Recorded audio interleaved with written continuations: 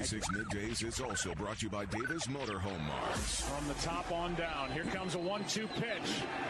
Red Sox win the World Series, and the best team in baseball wins it all in 2018. The Tigers reclaim their crown by crushing Alabama. Brady under center, victory formation, takes the snap, falls to an E, and that'll do it. The New England Patriots have won. And Virginia with the all-time turnaround title. We, the North, are now we, the champions. The Raptors, the 2019 NBA champs. Now, here are your hosts for Sports 56 Middays, Greg Gaston and Eli Savoy.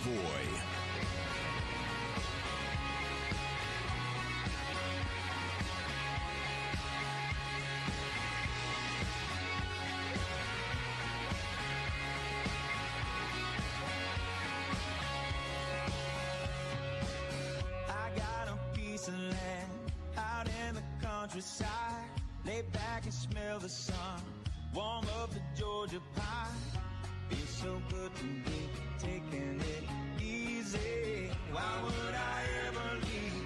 'Cause I know I got some. Greetings, everybody. Good morning to you, and welcome into Sports 56 Middays on a cloudy, overcast Thursday in the Mid-South. We're about to brighten your day, and I mean brighten your day. We have 3 hours of scintillating sports talk ahead, but we are also on location today at All-Star Chevrolet at 7240 Kraft Goodman Road in Olive Branch. And they got so much going on here, and we'll get to it in just a second. You're going to want to get in your vehicle, and you're going to want to drive down and see us because it's only happening between now and 1 o'clock. Greg Gaston, Eli Savoy on location. Austin Eldridge holding down the fort back in the Family Leisure Studios where family and fun come together. Family Leisure, 2120 Whitten Road, just north of I-40. It's the Thursday, August 22nd, 2019 edition of the program. And, of course, Sports 56 Middays is delivered each and every day by our title and presenting sponsor, all the great folks at FedEx. No matter what stage you're at in your business, there's room to grow online. Learn more at FedEx.com/e-commerce. Coming up on the program today, Joe Theismann, good friend of the show, will join us at 10:25. The former NFL quarterback, Super Bowl champion, who is a television analyst during the preseason for the Washington Redskins. He's in Atlanta with the Skins as they're playing the Atlanta Falcons tonight, the start of week 3 of the preseason. Joe Theismann at 10:25. And then we debut the season debut of the AutoZone Liberty Bowl Inside College Football Hour from 12 to 1. We'll be joined here at All-Star Chevrolet by Harold Grader. Of course, next week we'll begin our picks with our world-famous Pick 6 every Thursday, where the three of us will go up against one of you. Also on the program today, we will make our SEC West predictions. We got 2.5 questions on the docket. We'll wrap it up with one final thing. There's a lot of things going on locally in sports, as you can only imagine, and a lot of things nationally. We'll dive into as many subjects as we can on the program today. But I am telling you, ladies and gentlemen, you're going to want to come down here to All-Star Chevrolet in Olive Branch. I'll tell you about some of the great vehicles they have here in a second, but Eli, my gosh, we are giving everybody a great opportunity, as is All-Star Chevrolet, to win some prizes, to get some food, all absolutely free of charge. Yeah, they've starting at 11 o'clock. They'll be doing the fish fry. They're firing it up. We've got they're getting ready to go out here as far as that goes, so we'll have a fish fry for you. They're going to be starting that at 11 o'clock. So that's worth coming right there. If I just stop right there, worth it. But you're not going to stop. But I'm not going to stop right there. I'm not even close. That's just the very, very beginning of it all. They're also, I think, going to have an ice cream truck. I think it's here. Is it here too? I didn't see it pull up, but it's that's the fish fry. He's the ice cream truck is en route, so we're going to have the ice cream truck here shortly. So that's again worth it, the price of admission right there. And again, you're not going to stop there because the price of admission is free, so anything really would be worth that. Mm-hmm. Then, just for coming in, the folks here at All-Star Chevrolet, they've got these goodie bags for folks just coming in, which I just look at there. This is a really cool little koozie. It's a football koozie. It looks like a football. You can throw this one around the parking lot while you're not drinking. Don't do it when you had a drink in it, but you can throw this thing around the parking lot. It's something I've never seen before, and it's kind of neat. That's a really cool koozie. So they've got those, and they got other stuff in their goodie bag just for coming in. They've got drinks, of course. They got a putting green set up here, all kinds of stuff. But in addition to the goodie bags and stuff just for coming by, we have all kinds of prizes that you could register to win here. at our table. I have a pair of tickets for the Ole Miss home opener. Of course, the Rebels will open up the season in Memphis against the Memphis Tigers. The following week, they will have their home opener as they open up SEC play against the Arkansas Razorbacks. I have a pair of tickets for Ole Miss and Arkansas that we will draw for at the end of the show. In addition to that, I've got golf for 4 at Audubon. I've got golf for 4 at Fox Meadows. Both include cart fees for all 4 of you. So a couple of winners there are going to win some free golf for them and 3 of their friends. I've got tickets for, I know Greg, I don't know if we can give these away. Greg may take these. Greg may want these for himself. Backstreet Boys. They're back, baby. That's what I've been told. They are at FedEx Forum next Tuesday. Next Tuesday night, 8 o'clock show at FedEx Forum, the Backstreet Boys. We've got a pair of tickets for that we're going to draw for at the end of the show. Coming up in a couple of months, in October 24th, that's a Thursday night, the Avett brothers are going to be at the Landers Center, and we've got a couple pair of tickets for that we're going to be giving away today. We've got a couple pair of Malco movie passes we're going to be giving away today. We get a $25 gift certificate to Red Hook Cajun Seafood out in Barlow. We're going to give that away today. We're giving away everything. We're just giving it away. All you got to do, come on in, drop your name in the box. You got an opportunity to win. We're going to be drawing out all kinds of winners at the end of the show. Again, they got stuff here just for coming in that you're going to get. We've got free food, all kinds of good stuff. Just come on by and see us here at All-Star Chevrolet in Olive Branch.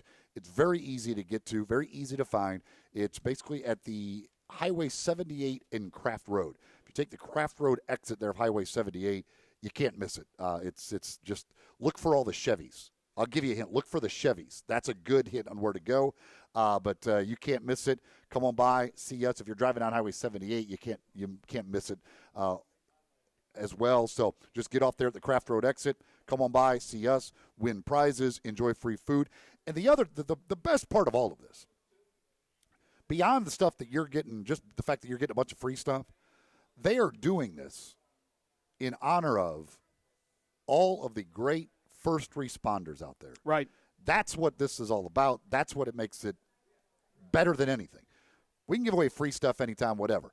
But they're doing this today. They want to do something special for all the first responders out there. We salute all the first responders, as do the folks here at All-Star Chevrolet. And this is great. So hopefully all the first responders will come on by. We say thank you to you. Other folks come by, say thank you to them. This is just, it's going to be fantastic. So come on by and see us. Many times the unsung heroes, the first responders. And yes, as I said earlier, it's overcast. It's a little cloudy. Who knows? May get a little precipitation. We are indoors, and they have the table set up underneath the roof, so you're not going to get wet. You're not going to melt. Come on down here, and you can also check out some of these great vehicles here at All-Star Chevrolet. The all-new design 2020 heavy-duty trucks with all trim levels are here. The Chevy Silverado, the Tahoes. The first new Blazer in a decade is here. And how about the new 2020 Chevy Traverse? They're already taking deposits for the 2020 Corvettes. Are you kidding me? A Corvette, that is one beautiful automobile. You can check out all these great vehicles here at All-Star Chevrolet. You can call them at 866-884-3931 or check them out on the web at www.allstarautogroup.com. Again, the food will start to become available at 11. It is absolutely free, but you can come on down starting now. As Eli said, register to win the great prizes that we're offering you and pick up a gift bag, a nice little gift bag here that All-Star Chevrolet has put together. Here's you know what, I'm going to be real generous just right off the bat. The first responders thing, it warms my heart, makes me feel good. I said we got these pair of tickets, the Malco movie passes. We were going to draw for 2 pair. Here's what I'm going to do. To the first person that shows up, first person that comes in, I'm just going to give you 2 of the Malco movie passes. All right, that's pretty simple. Just come on in. You can say thank you to the first responders, whatever. Just come on up, say, hey, boom, pair of Malco movie passes. Then we'll just draw for 1 pair at the end of the show. But the first person to come in and ask can get a pair of Malco movie passes. I mentioned there's a lot going on locally. There is a lot going on nationally. Locally, for example, tonight it is Grizzlies night at the Redbirds game, and Ja Morant is going to be throwing out the first pitch. There's also a lot going on with the Jackson Generals, and we're going to check in with our good buddy Tyler Springs at the end of the hour to tell you what's happening in Jackson tonight with the Generals. They got a hell of a deal tonight. Yeah, don't give it away. Ben Zobrist is going to be playing against them, who's on the working his way back up to the Cubs. So Ben Zobrist is going to be there. But they have a special deal going on tonight that is like it's beyond belief, as a matter of fact. And Zobrist was just with the I-Cubs when they were playing the Redbirds at AutoZone Park, and now will be with the Tennessee Smokies in Jackson to play against the Generals. Speaking of local events going on this afternoon for the media, they're going to get a chance to go over to Liberty Bowl Stadium if they wish to see the new refurbishment, if you will, to the video Jumbotron and some other enhancements at Liberty Bowl Memorial Stadium for the upcoming football season, which will begin a week from Saturday when the Tigers take on the Ole Miss Rebels. Again, this is a media-only thing, but this afternoon, 2:30, the Mayor, Jim Strickland, Allie Prescott from the University of Memphis, Thomas Carrier from the Liberty Bowl will be there speaking. So looking forward to it. I'm going to try to get over there this afternoon and to see how that new – it's not a – well, it is a new Jumbotron in the sense that the one that they had for all those years, the company went out of business, so they can never replace the parts. So they had to go ahead and obviously make changes to it. And I heard Dr. Rubb was telling me when I saw him out at the Fan Fest that it's just incredible. It really will enhance your viewing pleasures of watching off the Jumbotron while you're watching, obviously, live action. So I'm looking forward to that. So yesterday on the program, you were talking about the Astros and the Tigers game, and from Vegas's standpoint, how much of a shocker that would be if the Detroit Tigers beat the Astros from an odds standpoint. And I said on the show that you just don't bet these deals. I hate betting things where you got to lay 500 to win 100, even though you feel very confident because anything is possible. I said, look, Verlander will pitch great. Watch, he'll give up a 2-run home run to Cabrera and lose 2-1. Well, last night, Justin Verlander pitched great. He pitched a 2-hitter. He gave up 2 solo home runs and lost 2-1 to the Tigers. The Tigers closed as a plus 435 underdog at Caesars, the largest upset in 15 years in Major League Baseball. Yeah, the Astros at minus 560. So they have now lost. They've had 2 of the 3 biggest upsets in the last 15 years in the last 2 weeks against them. That's why you stay away Justin from Verlander on the whole hill for both of them. I had mentioned yesterday I wasn't brave enough to bet the Tigers. I should have. Should have showed faith in old Detroit just to see if you could hit the good payday. But yeah, that's tough because I mean if you're betting on the Astros in that, you're thinking, all right. I mean, because the last time they lost, it was the bullpen blew it. So you're like, okay, I want Verlander to go the distance. Let me get Verlander to go the distance. Certainly, I'll be good. And Verlander goes the distance. Throws you a 2-hitter. Like you had told people, hey, Verlander's going to throw you a 2-hitter. They literally would have bet $1 million on right. it. Okay, well, I can't lose. If guy throws a 2-hitter, there's no way I'm losing this bet. And lo and behold, they lose the bet, throwing a 2-hitter. Because of the rarity that the Tigers pitchers pitched well against the Astros' explosive offense. But it was almost exactly what I said on the air yesterday, just throwing it out there in the last few moments of the show, and it almost came to an exact fruition. Instead of giving up 1 2-run homer, he gave up 2 solo homers and lost 2-1. What sport do you think would be not the easiest, because none of it's easy, but you'd be more apt to lay money down on odds this high for a big upset out of the NFL, Major League Baseball, and the NBA? What sport would you be more apt to throw 100 on a 435, plus 435, or a plus 500, or a plus 600? So on and so forth. Well, baseball, without a doubt. I mean, it's because all it takes is just like last night. I mean, all it takes is the underdog pitcher to throw a heck of a game, and even though you only get 2 hits, it happens to be the right ones. Exactly, because that's why I would never play $500 to win $100 or something like that. In another sport, especially in the NFL, I'd be more apt to do that. But no way I'm doing it in baseball, because all it takes is, like you said, one hot pitcher or a one big swing that makes the difference in the game. The Dodgers, who were also a huge favorite last night, they were not nearly as big as the Astros, but they were like minus 400. They ended up having to go extra innings, and they won 2-1 over Toronto. So they almost lost as a huge favorite as well. But that Houston now with those two losses in the last couple of weeks has huge favorites. They have Vegas. They are definitely the books' favorite team. They have made the books in Vegas a lot of money over the last couple of weeks because inevitably what you get with those huge favorites is people will use them in all kinds of parlays. That's how they'll try and make it, okay, well, I'll just throw this in at a parlay with something else, then at least can get some money out of it.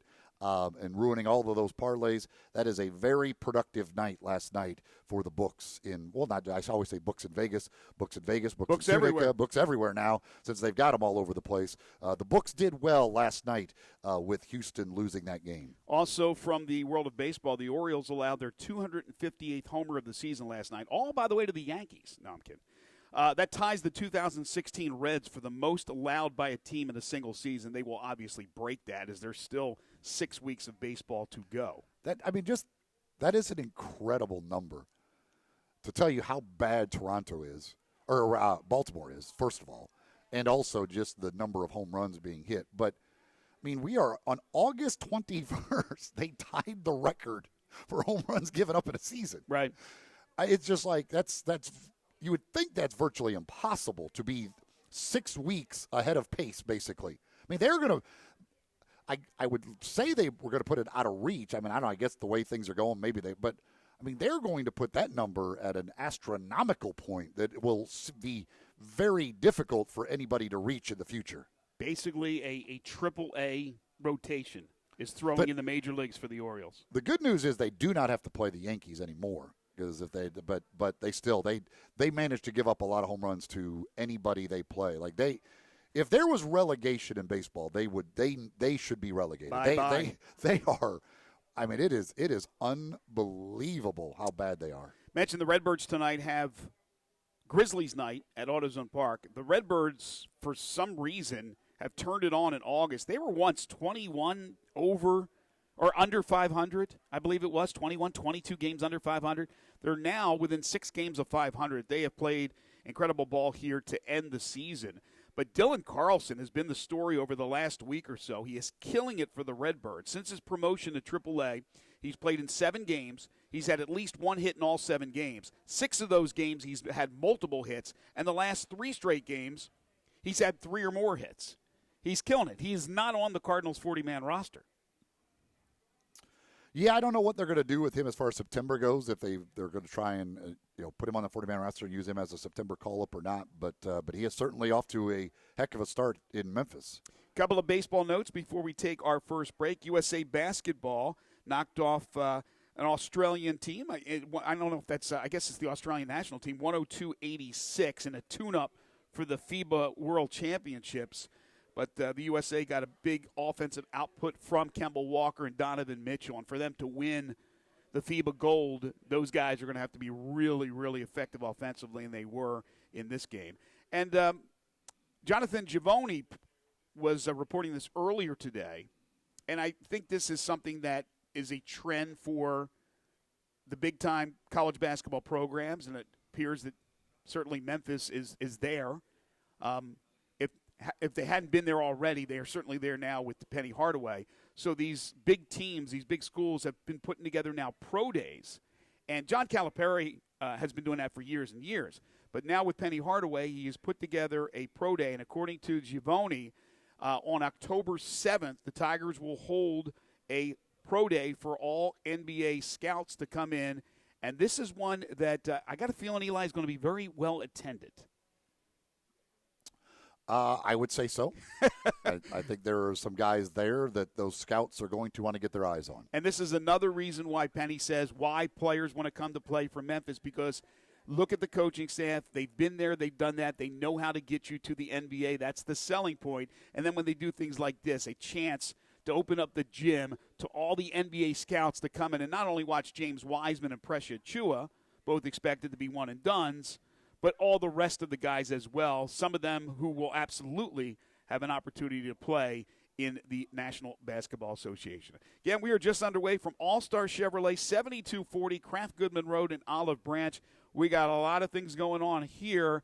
Eli, just a quick little recap of the things we're giving away, and then we'll take the break and be joined by Joe Theismann on the other side. We've got Ole Miss Arkansas tickets, the Ole Miss home opener, SEC opener.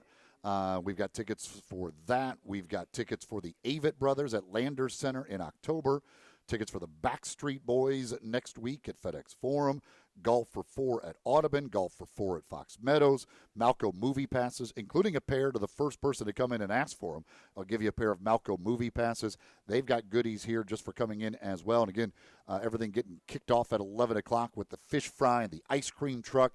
It's just it's a big old party and a good time here as we kind of kick off the start of the football season and honor all of the first responders here with the folks at All-Star Chevrolet today. This is Sports 56 Middays live from All-Star Chevrolet on Real Sports Talk, Sports 56, 96.1 and 87.7.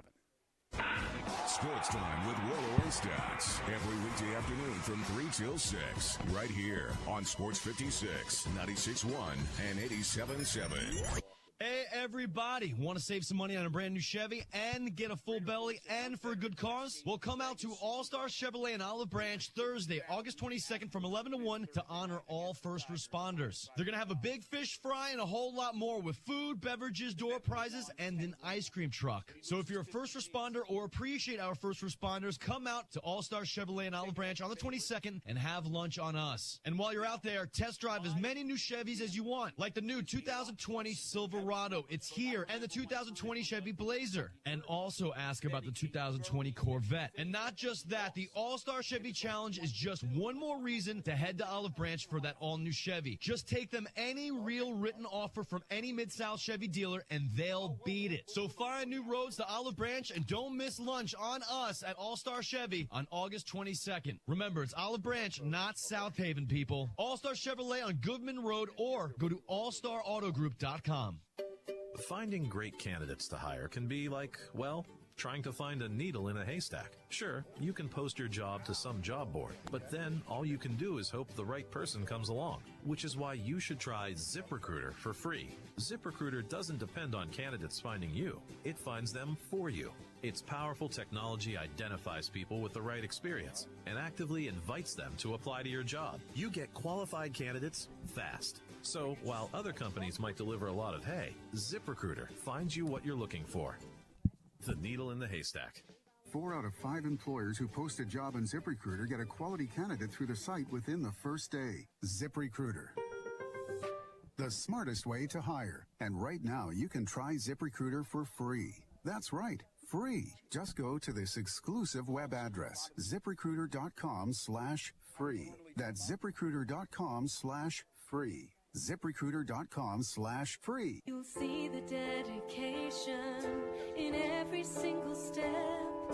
You'll see it in the smiles when the smiles are hard to get. You'll see it in the little things that add up to success. The caring and passion are the things that we love best.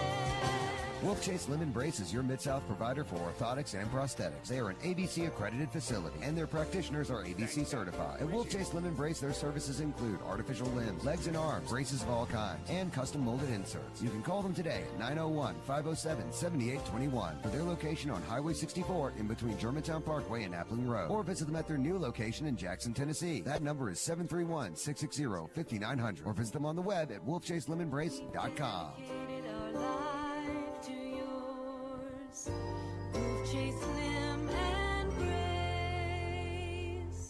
Hey Tiger fans, this is John Stacy of the Blue and Gray Show. You can hear Drew Barrett and I talk Tigers with Tigers every Sunday at 5 right here on Sports 66, 96.1 and 87.7. Drew, who do we got in the studio with us this week? This week it's a U of M QB special with Lloyd Patterson and Danny Spartman in studio with John. We'll also have Danny Wimprine and Tony Scarpino on the phone. This is one you won't want to miss. Thanks, Drew. We'll be here Sunday on Sports 56, 96.1 and 87.7. The Blue and Gray Show, where we talk Tigers with Tigers.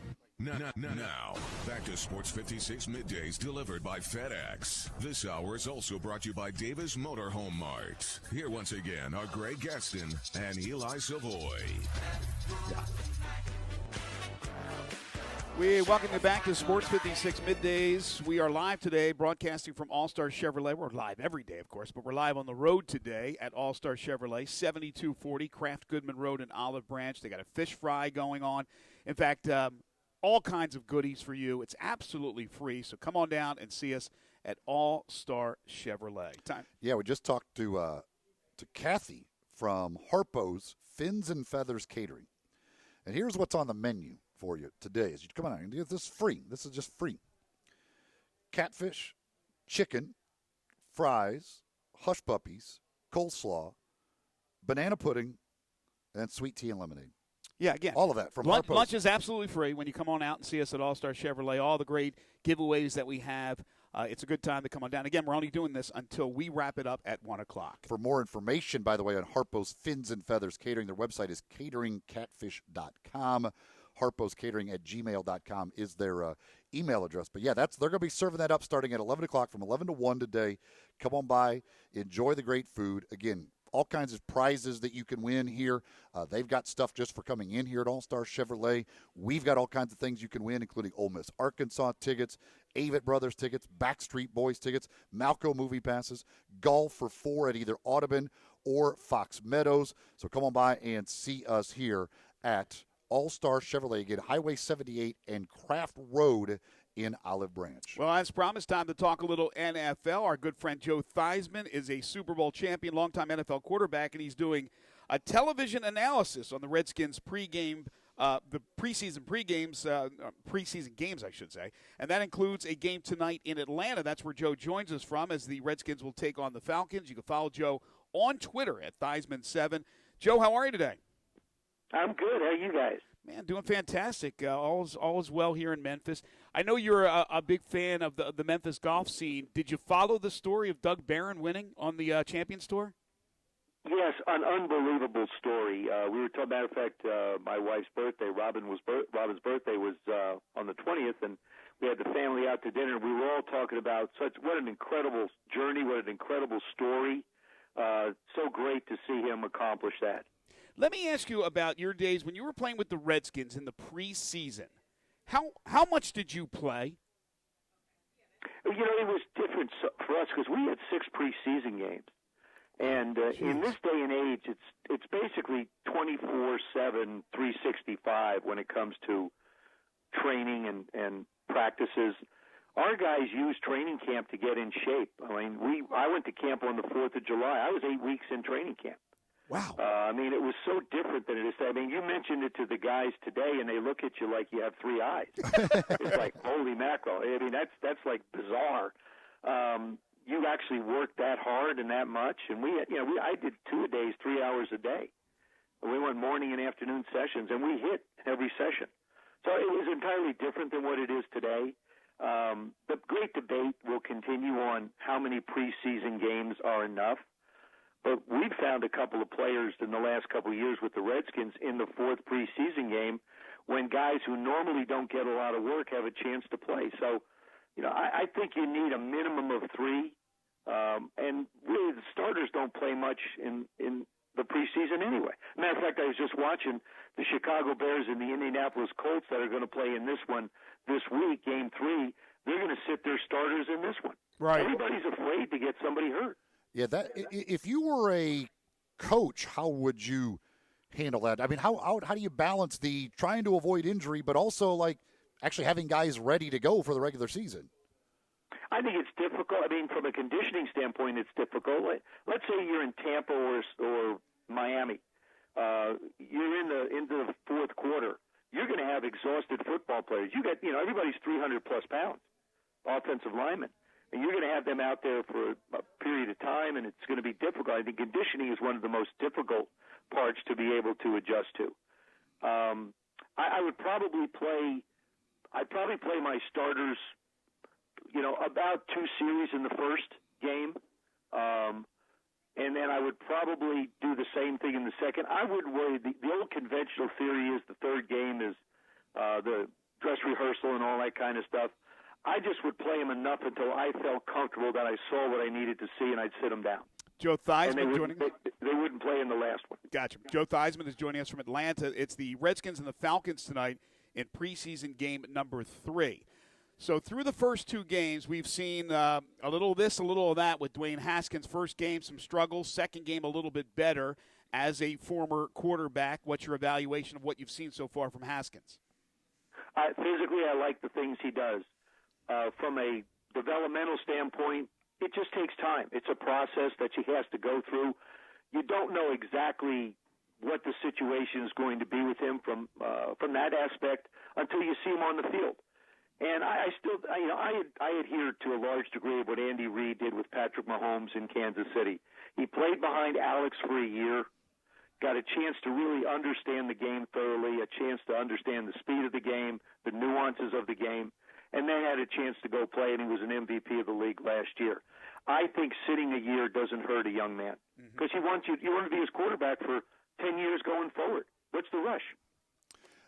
Joe, I found it funny that I don't remember what – I guess it was the Bengals game where they had the pass interference call that they somehow ruled an offensive pass interference, and then it was challenged, and they somehow upheld the call. And I thought your reaction to it was priceless when you just said, what? Like, I don't understand how that could have possibly been offensive pass interference. Well, here's the thing. Now, this is the explanation.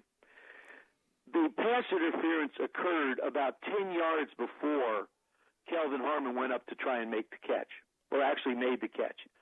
So what we saw was the end result of a play where the flag had been thrown earlier. And this has been my beef with the NFL and the officiating explanation.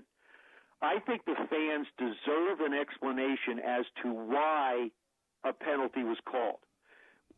All the official had to do was say, it was offensive pass interference. He grabbed the defender's arm 10 yards up the field. Yeah. Mm-hmm.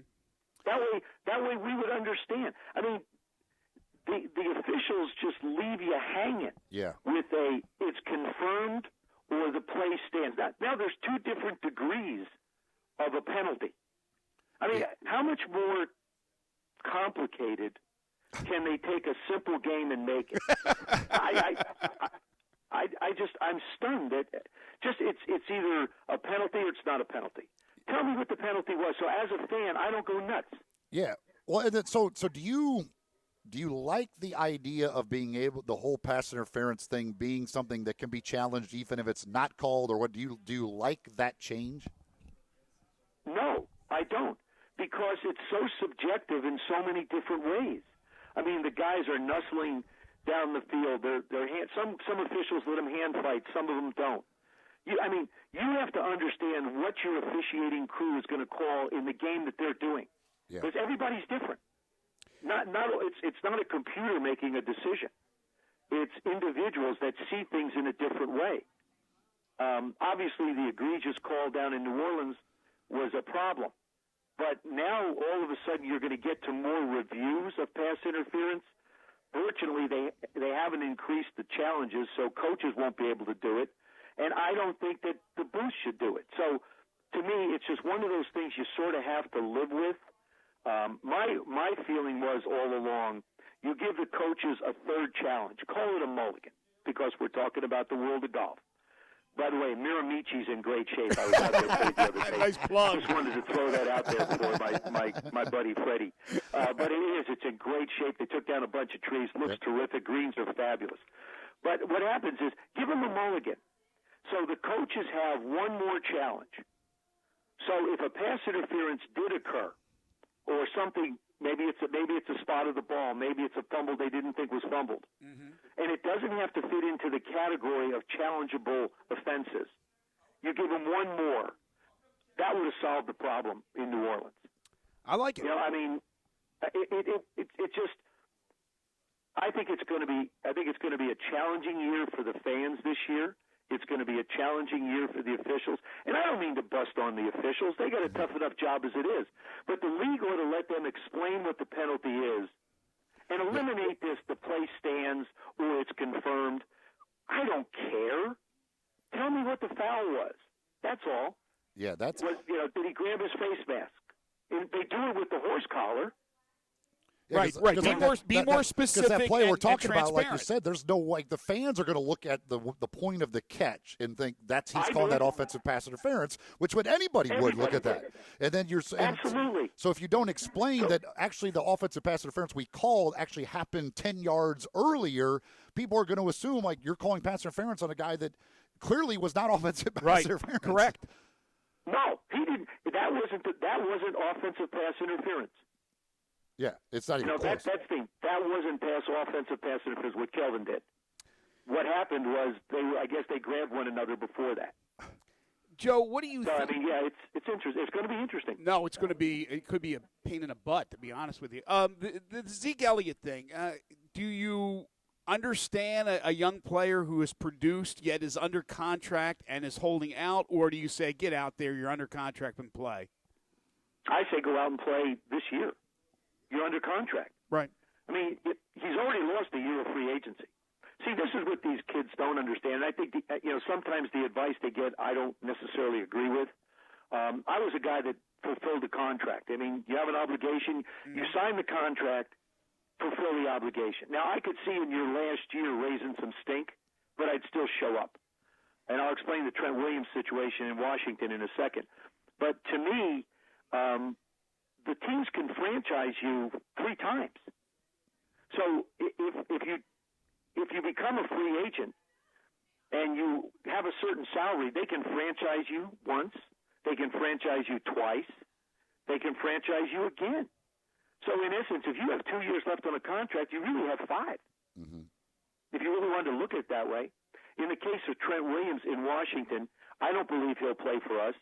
I mean, there's bad blood between him and the organization. You can't overcome that. He doesn't like the medical team. So what happens if he gets hurt in the course of a game? Who's going to take care of him? Mm-hmm. So that's an issue. But he has 2 years left on a contract. He's the 6th highest paid offensive lineman in football. 3 years ago, he was the highest offensive lineman in football being paid. Ryan Kerrigan, who's been a stalwart for us, who's been a consistent player, hasn't missed a game, has 2 years left on a contract. Trent Williams has averaged in the last 5 years 12 games a season. During that period of time, he's been suspended twice. And the team stood by him all that time. He has an issue inside the organization that goes beyond a lot of things. I don't know what it is. I'm not privy to it, and really that's up to him. But I think I believe that he's making a mistake. Because if he doesn't play this year, he's going to lose $12 million. Wow. And let me tell you, he's no Le'Veon Bell. He's 31 years old, and they'll always find somebody to replace you. I don't care how good you think you are. Will they play at the same level? Like, how do you replace a Drew Brees or a Tom Brady? You don't. You hope you find someone who can play adequately enough so that you can build around that individual. But we've seen it happen time and time again in the history of football. Right. And if you're an offensive lineman, they'll find somebody to come in and take your job. Joe, do you with all of the different things we've got going with these contract situations, do you think we are headed for a work stoppage when this collective bargaining agreement is up? I do. I think the players are going to want a lot. First of all, they're not going to want 18 games as far as the season goes. If you're going to you're going to have to increase the roster size. If you're going to go to 18, you're going to have to dress more than 46 on a weekend or a Monday or Thursday or whenever. We have 53 men on a roster. We pay 53 full salaries, but we only dress 46. Figure that out. That's a little confusing.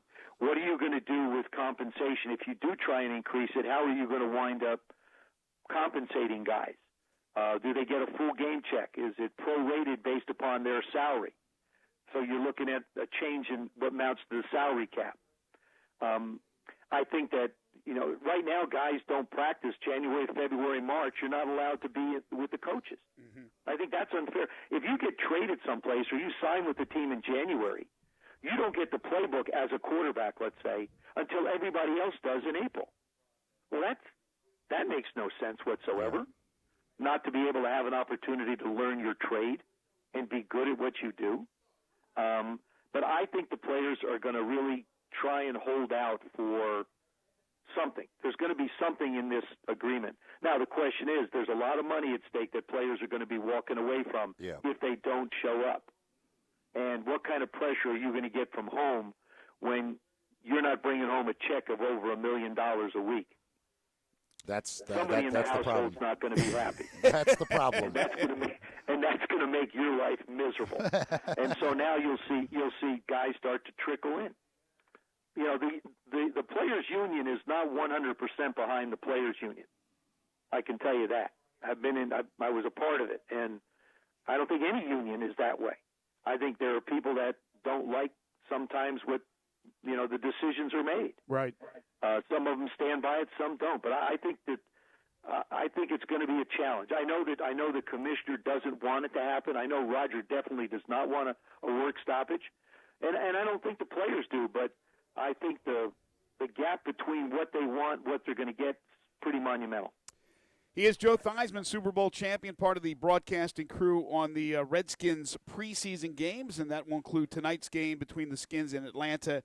In Atlanta, Georgia. You can follow Joe on Twitter at Theismann7. Joe, always a pleasure. Have a great call tonight. We'll talk to you soon. Hey guys, can I mention one other thing? Yes, of course. There's a company that I'm working with called MedLiminal. It's MEDLIMINAL. Go to medliminal.com. What the company does is it examines hospital bills, doctor's bills, to see if you're being overcharged or to see if the charges that are there are the ones you should be getting. And I know in particular with my mom and dad when they were older, I was responsible for trying to help them understand what was in a bill. What MedLiminal does is explain to you what the charges are. And I think it does a great social service to so many people who are confused by the billing process and gives them an opportunity to be able to fully understand what they're being charged for. So it's something to think about. I think that's fantastic. Thanks, Joe. Appreciate it. Thanks, guys. Take care. Bye-bye. First hour of the program here on Sports 56 Middays is always brought to you by Davis Motor Home Mart, one of the top 10 Tiffin dealers in the entire United States, with over 7.5 acres of beautiful travel trailers, motor homes, fifth wheels and toy haulers, towable half tons, motor homes from 27 feet up to 45 feet in length. And it's not only the Tiffins. They have the Winnebagos and the Coachmans, the Pumas and the Highland Ridges. They have customers from all over the country and from Canada that come to Memphis to buy a motorhome from Davis Motor Home Mart because of the great deals they get and the service they get. It's family-owned and operated.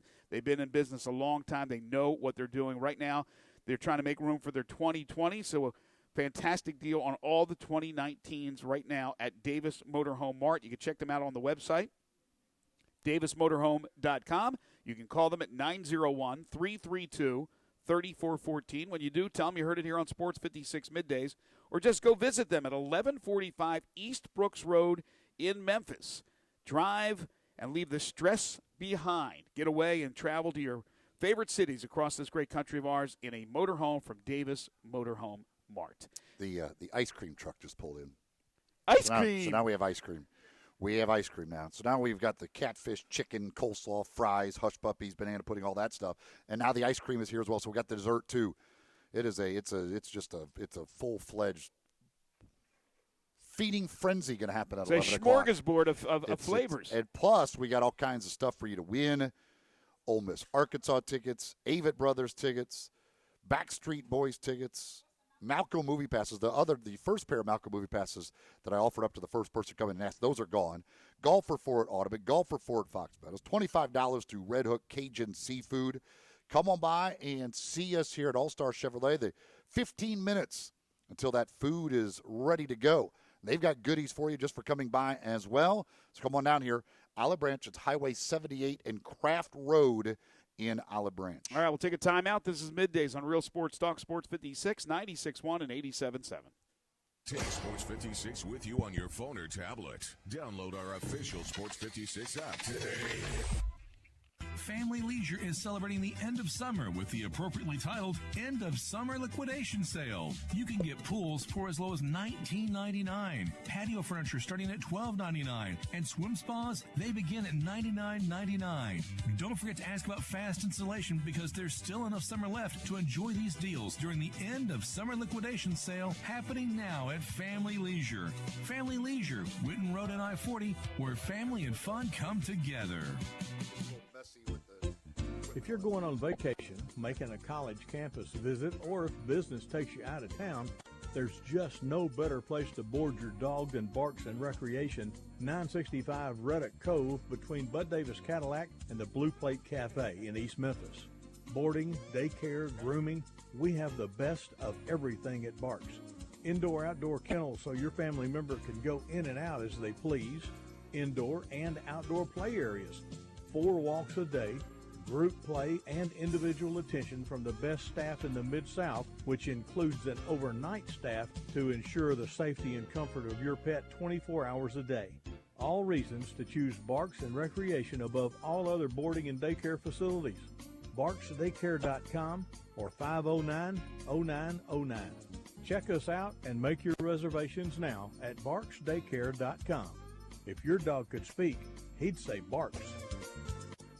Frontier Western Store's world-famous boot showroom is waiting for you. With aisles and aisles of boots in one easy spot, you will find your next favorite pair at Frontier. Everyone loves Ariat boots, and Frontier has over 1,000 pair in that brand alone. Come grab a pair of rugged work boots like the Workhog, or discover an everyday classic in Ariat's Rambler. Tons of other brands as well: Rocky, Dan Post, Red Wing, Durango, Justin, Twisted X, and many more. Frontier constantly restocks and refreshes their lineup of boots, so you're certain to walk out of the store happy in your new comfortable footwear. They have a wide assortment of sizes available for men, women, and children. Work, dress, or play, Frontier's knowledgeable staff will cheerfully help you find the perfect fit. It's boots galore at Frontier Western Store, 5880 Goodman Road, Olive Branch, or on the web at frontierwesternstore.com. Family owned and operated, you know it, since 1967. Hey, Austin. Yo. Yeah, go ahead and call Tyler here in this segment. This segment right here? Yes. Gotcha. When a bear is chasing you, you take off faster than a toupee in a fan factory. So hurry into the final days of the Ford Hurry Up and Save sales event. Come in and get 20% estimated savings on select 2019 Ford vehicles. This offer ends soon, and when we say soon, we mean September 3rd. So hurry up before pumpkin spice shows up in everything. Get to the final days of the Ford Hurry Up and Save sales event at your local Ford dealer. Eligible on select 2019 model year vehicles. Vehicle must have arrived at dealer at least 61 days prior to the sale date. Estimated savings include an average dealer discount based on a sales survey of average discounts offered by Ford dealers nationally. Discount may vary. Dealer determines price. For all offers, take new retail delivery from an authorized Ford dealer stock by 9/3/19. See participating dealer for complete details.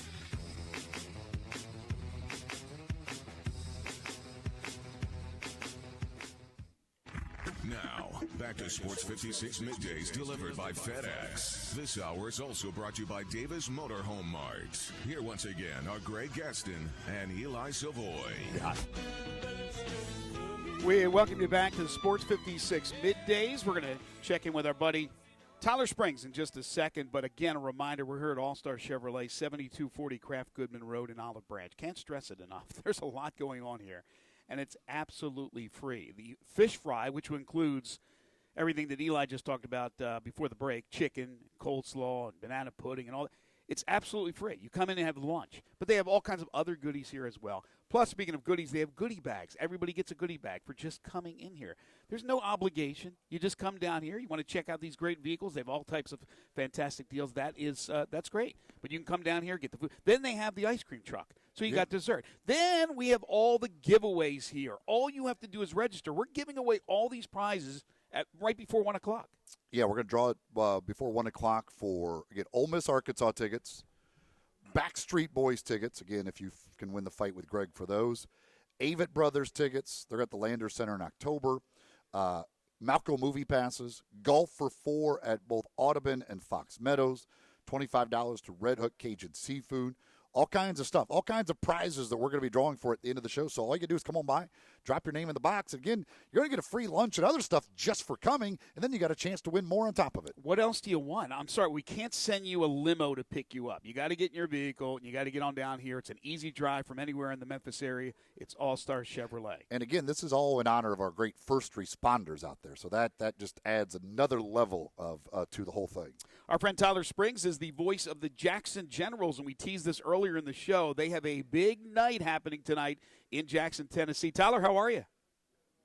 I'm doing great, Greg and Eli. Thank you so much for sparing a little bit of time for me. I got to tell you, I darn near fainted with the list of giveaways you guys just listed. I mean, I can barely contain myself. I'd get down there if I wasn't an hour away. Well, I know you're a big Backstreet Boys guy. Oh, huge. I mean, let's be honest. It took a little time, but I believe in the Backstreet Boys a little more than I believe in NSYNC, even though, Timberlake's our guy for representing Memphis. Well, I love the Backstreet Boys. Speaking of Justin Timberlake, who was in town last night and just did an impromptu little performance at B.B. King's last night. Did he really? Yeah. I saw a video of it. Yeah, he was just in town at B.B. King's, got up on stage, did a little performance with the band at B.B. King's. Just how about that? You just go to B.B. King's on a Wednesday night, and all of a sudden here's Justin Timberlake performing. Well, on a Thursday night, you can go to Jackson and see Ben Zobrist play for Tennessee versus the Generals, but that's not the only reason to go, right, Tyler? It's not. We are having the biggest Thursday of the year this evening in Jackson, and I recognize the Redbirds are home as well, so people are, feel free to go to that. But you won't get to see a Major League Baseball World Series MVP very often, and we will have 2016 World Series MVP here at the ballpark at Jackson this evening. It's Ben Zobrist. He's going to be in the starting lineup for the Tennessee Smokies. We expect that's been reported by a lot of different outlets, and we have confirmed it with sources close to the team that he is going to be here. I haven't seen the lineup card yet, but no question about it. As a rehabber, he's expected to be in the starting lineup, probably going to get a couple of at-bats on his way back to the show as he tries to help out the Cubs. Game tonight is 6:05 Central Time. Zobrist will be in the starting lineup for the Tennessee Smokies as they take on the Jackson Generals in their series finale. It's dollar night at the ballpark at Jackson. $1 tickets, $1 beers, $1 popcorn, $1 hot dogs, $1 sodas. So it's not like it costs you an arm and a leg to get in and see a major leaguer. And in addition to that, we are giving away not only 2 pairs of tickets to the opening weekend of college football next week, but also a pair of tickets to our Allison Krauss Willie Nelson concert coming up in mid-September. The 2 tickets given away to next week's football games are going to be for number 3 Georgia taking on Vanderbilt and for Ole Miss taking on Memphis. So, oh my gosh! If you buy a $1 ticket tonight, you could get tickets not only to the Generals game, but also tickets potentially in the future to both a Country Music Legends concert and the opening weekend of college football. It's an amazing deal. You had me at $1 beers. Well, the whole that's the thing. The $1 everything. I mean, it's simple pleasure. $20 will get you in the game and like full of food and as much. I mean, that's and have change probably. $1 everything. Like that is just a spectacular deal. That is fantastic. The only thing we don't have are wheelbarrows to get you back out of the stadium. That's it. That's the only thing. I might need a wheelbarrow to go up to the concession stand, give them my $20 bill, and say, just fill this up with stuff. What time is first pitch? 6:05 first pitch here at the ballpark at Jackson. Plenty of room, and it's a great view for everybody. I mean, you can't get any closer than this to seeing a Major League Baseball All-Star, and we're excited to have him, obviously, and we're thrilled to get people out to the ballpark. It should be a fun night. I remember when Sammy Sosa made a rehab appearance there, and I went to that game. That was insane. They weren't charging just $1 for everything that night when I was there, though. I wish they would have been. That would have been a lot more fun when I was there to watch Sammy Sosa years ago up in Jackson. But, yeah, it's a great ballpark. And, again, I mean, you can't ask for much more. It doesn't cost you hardly anything to get in the game, eat a bunch of stuff, drink a bunch of stuff, and then you might win some football tickets. You might either head east or west for a football game next week. That's right. Eli, are you bullish on the Cubs going forward with the half-game lead over the Cardinals? Well, that's yes. Are they playing all their games at home? When they're at home. But you ask me while they're at home, I say yes. Ask me next week we're on the road, I'll tell you no. Fair enough. But Ben Zobrist, they can use Ben Zobrist back as well. That's for sure. Ben Zobrist getting back to them would be a nice little bonus. Well, it's going to be a fabulous night. They love night. those utility bats. Oh, yeah. We're looking forward to it. Ben Zobrist, I just saw him here as he started his rehab in Memphis, as you know, Tyler, playing for the I-Cubs against the Redbirds. And now with the Smokies, he'll be in Jackson tonight. So a chance, as Tyler said, to see a former MVP, a guy who has been very instrumental in a couple of World Series titles for 2 different teams. And you can see him tonight with everything else that Tyler mentioned. $1 night. $1 tickets, $1 beers, $1 hot dogs, and a chance to win football tickets for the opening weekend of college football. You can't beat it. Head on out to Jackson if you got some time, folks. It'll be great entertainment for you and your family. He is the voice of the Jackson Generals. He is Tyler Springs. T, thank you so much, man. Thanks, man. We're only an hour away. I-40 off exit 85. I appreciate you both. Thank you, Tyler. Here's what I'll do. This is because I got pull. I got power. Who says you got power? Listen, tickets are only $1, so I'm not saving you much. But if you want 4 tickets to tonight's game, call in right now, talk to Austin. We'll get you 4 tickets left at will call for you. To go to the Generals game. First caller, 360-8255. First caller wants to go over to Jackson tonight, watch the Generals, see Ben Zobrist, take advantage of the $1 beers, $1 hot dogs, all that stuff. And, again, maybe win some football tickets. First caller, 360-8255. We'll get you 4 tickets for the game left at will call under your name. This is a wild day, isn't it? We just saw, as Tyler joined us, pulling in here to the parking lot at All-Star Chevrolet, because it is a day that they honor the first responders. I saw a bunch of the fire trucks from the Olive Branch Fire Department. Some of the police have just pulled in as well. Unless you're under arrest, Eli, I think that's all about the first responders. I did get a little nervous when I started seeing police cars coming in. I'm not going to lie. I got a little bit nervous, but then I went, oh, that's right. Okay, they're supposed to be here. We're here to honor them. That's okay. We're good. Unless you're might be trying to take those free tickets from them. That is true. They can have whatever they want of the prizes. Yeah, unless you saw it on Facebook Live. As we are on Facebook, if you're just listening to us, you didn't see Eli actually get up out of his seat when he did see the police car. So I put my hands behind my back. Yeah. I just assumed. I was getting into the position. I was ready for him. I'm here to cooperate with the officers. Food is ready to rock. Fan, so yeah, that's why they arrested him. In fact, Austin called the police on you. All-Star Chevrolet is the place to be. 7240 Craft at Goodman Road. It's easy to get to and anywhere in the area, Memphis, and obviously here in Mississippi, even across the bridge in Arkansas. It's a quick trip anywhere. They got some amazing deals going on. You can check out the vehicles and take advantage of everything that's going on over the course of the next couple of hours. Come here and come hungry. This is Middays on Real Sports Talk, Sports 56, 96.1 and 87.7.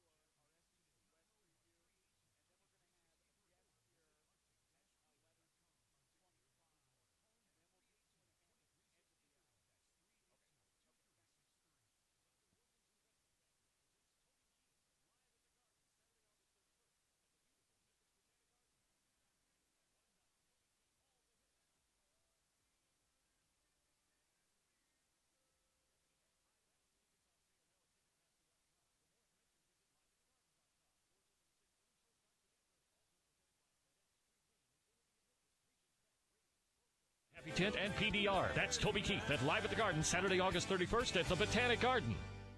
If you're an outdoorsman and love all things hunting and fishing, be sure to listen to Sports 56 Saturday mornings at 6 a.m. for Outdoors Today. Brought to you by The Gun Store, 6920 Winchester in Memphis. Outdoors Today is a one-hour show hosted by veteran Mark Tobin and a group of respected outdoor-loving guests. Outdoors Today is dedicated to bringing outdoorsmen tips and techniques and tactics to help with your hunting and fishing in all seasons. Saturday mornings at 6 on Real Sports Talk, Sports 56, 87.7 and 96.1 FM. You'll see the dedication in every single step. You'll see it in the smiles when smiles are hard to get. You'll see it in the little things that add up to success. The caring and passion are the things that we love best. Wolf Chase Limb Brace is your Mid-South provider for orthotics and prosthetics. They are an ABC accredited facility and their practitioners are ABC certified. At Wolf Chase Limb Brace, their services include artificial limbs, legs and arms, braces of all kinds, and custom molded inserts. You can call them today at 901-507-7821 for their location on Highway 64 in between Germantown Parkway and Appling Road, or visit them at their new location in Jackson, Tennessee. That number is 731-660-5900, or visit them on the web at wolfchaselemonbrace.com.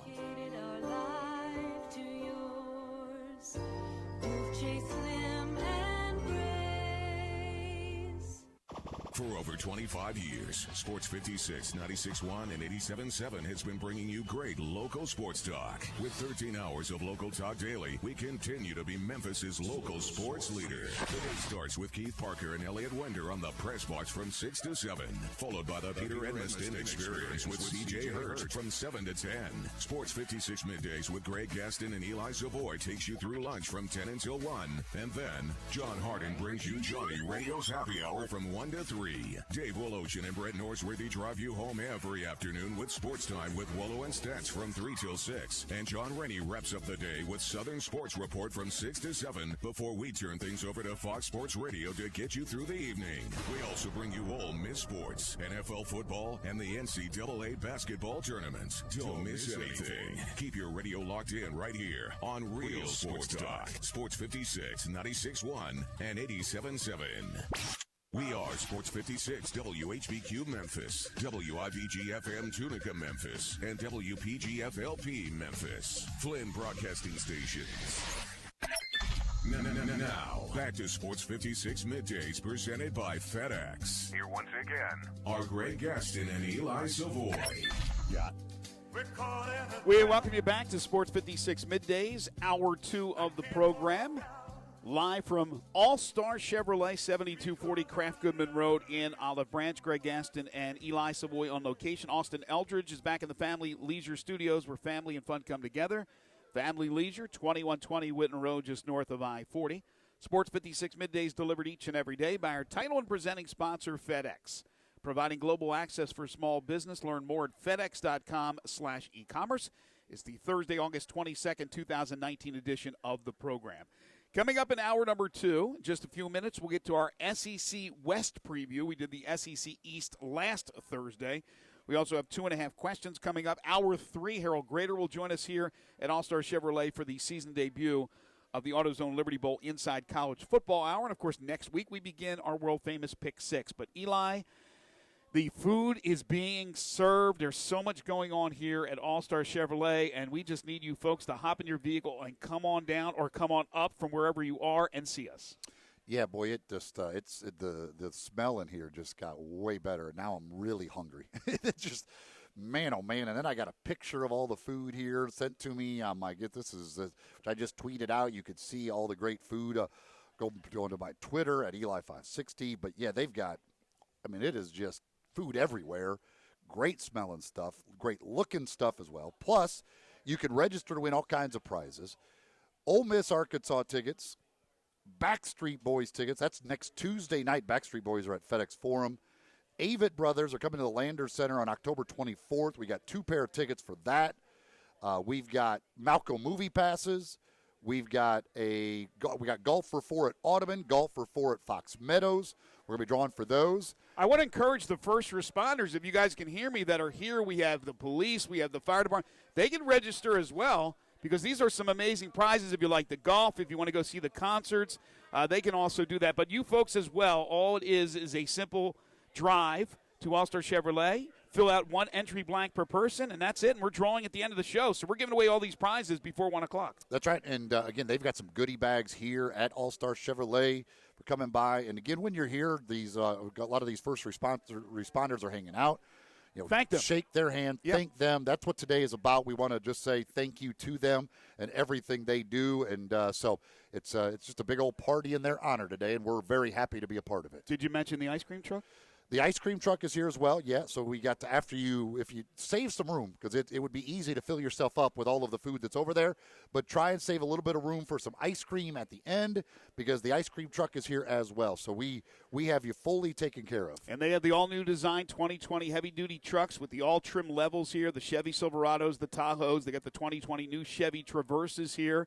First new Blazer in over a decade, and they're already taking deposits for the 2020 Corvettes. Just some of the great vehicles you can see here at All-Star Chevrolet. All right, we're going to get to our SEC West preview in just a moment. By the way, I have to believe a lot of these first responders are big Backstreet Boys fans too, don't you think?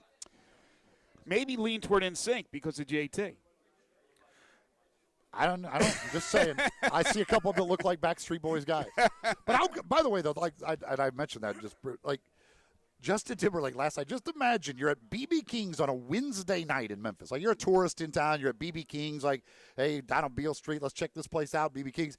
And all of a sudden, Justin Timberlake is on stage performing. See, why I am not – I should be, I guess, a little bit surprised about this because it doesn't happen often. But when you come from New Jersey, where Bruce Springsteen was famous for doing that and still does, still will pop in on a Tuesday night or a Thursday night in Asbury Park or somewhere on the shore in New Jersey and just go in and do a set with somebody. So I've seen it and heard it.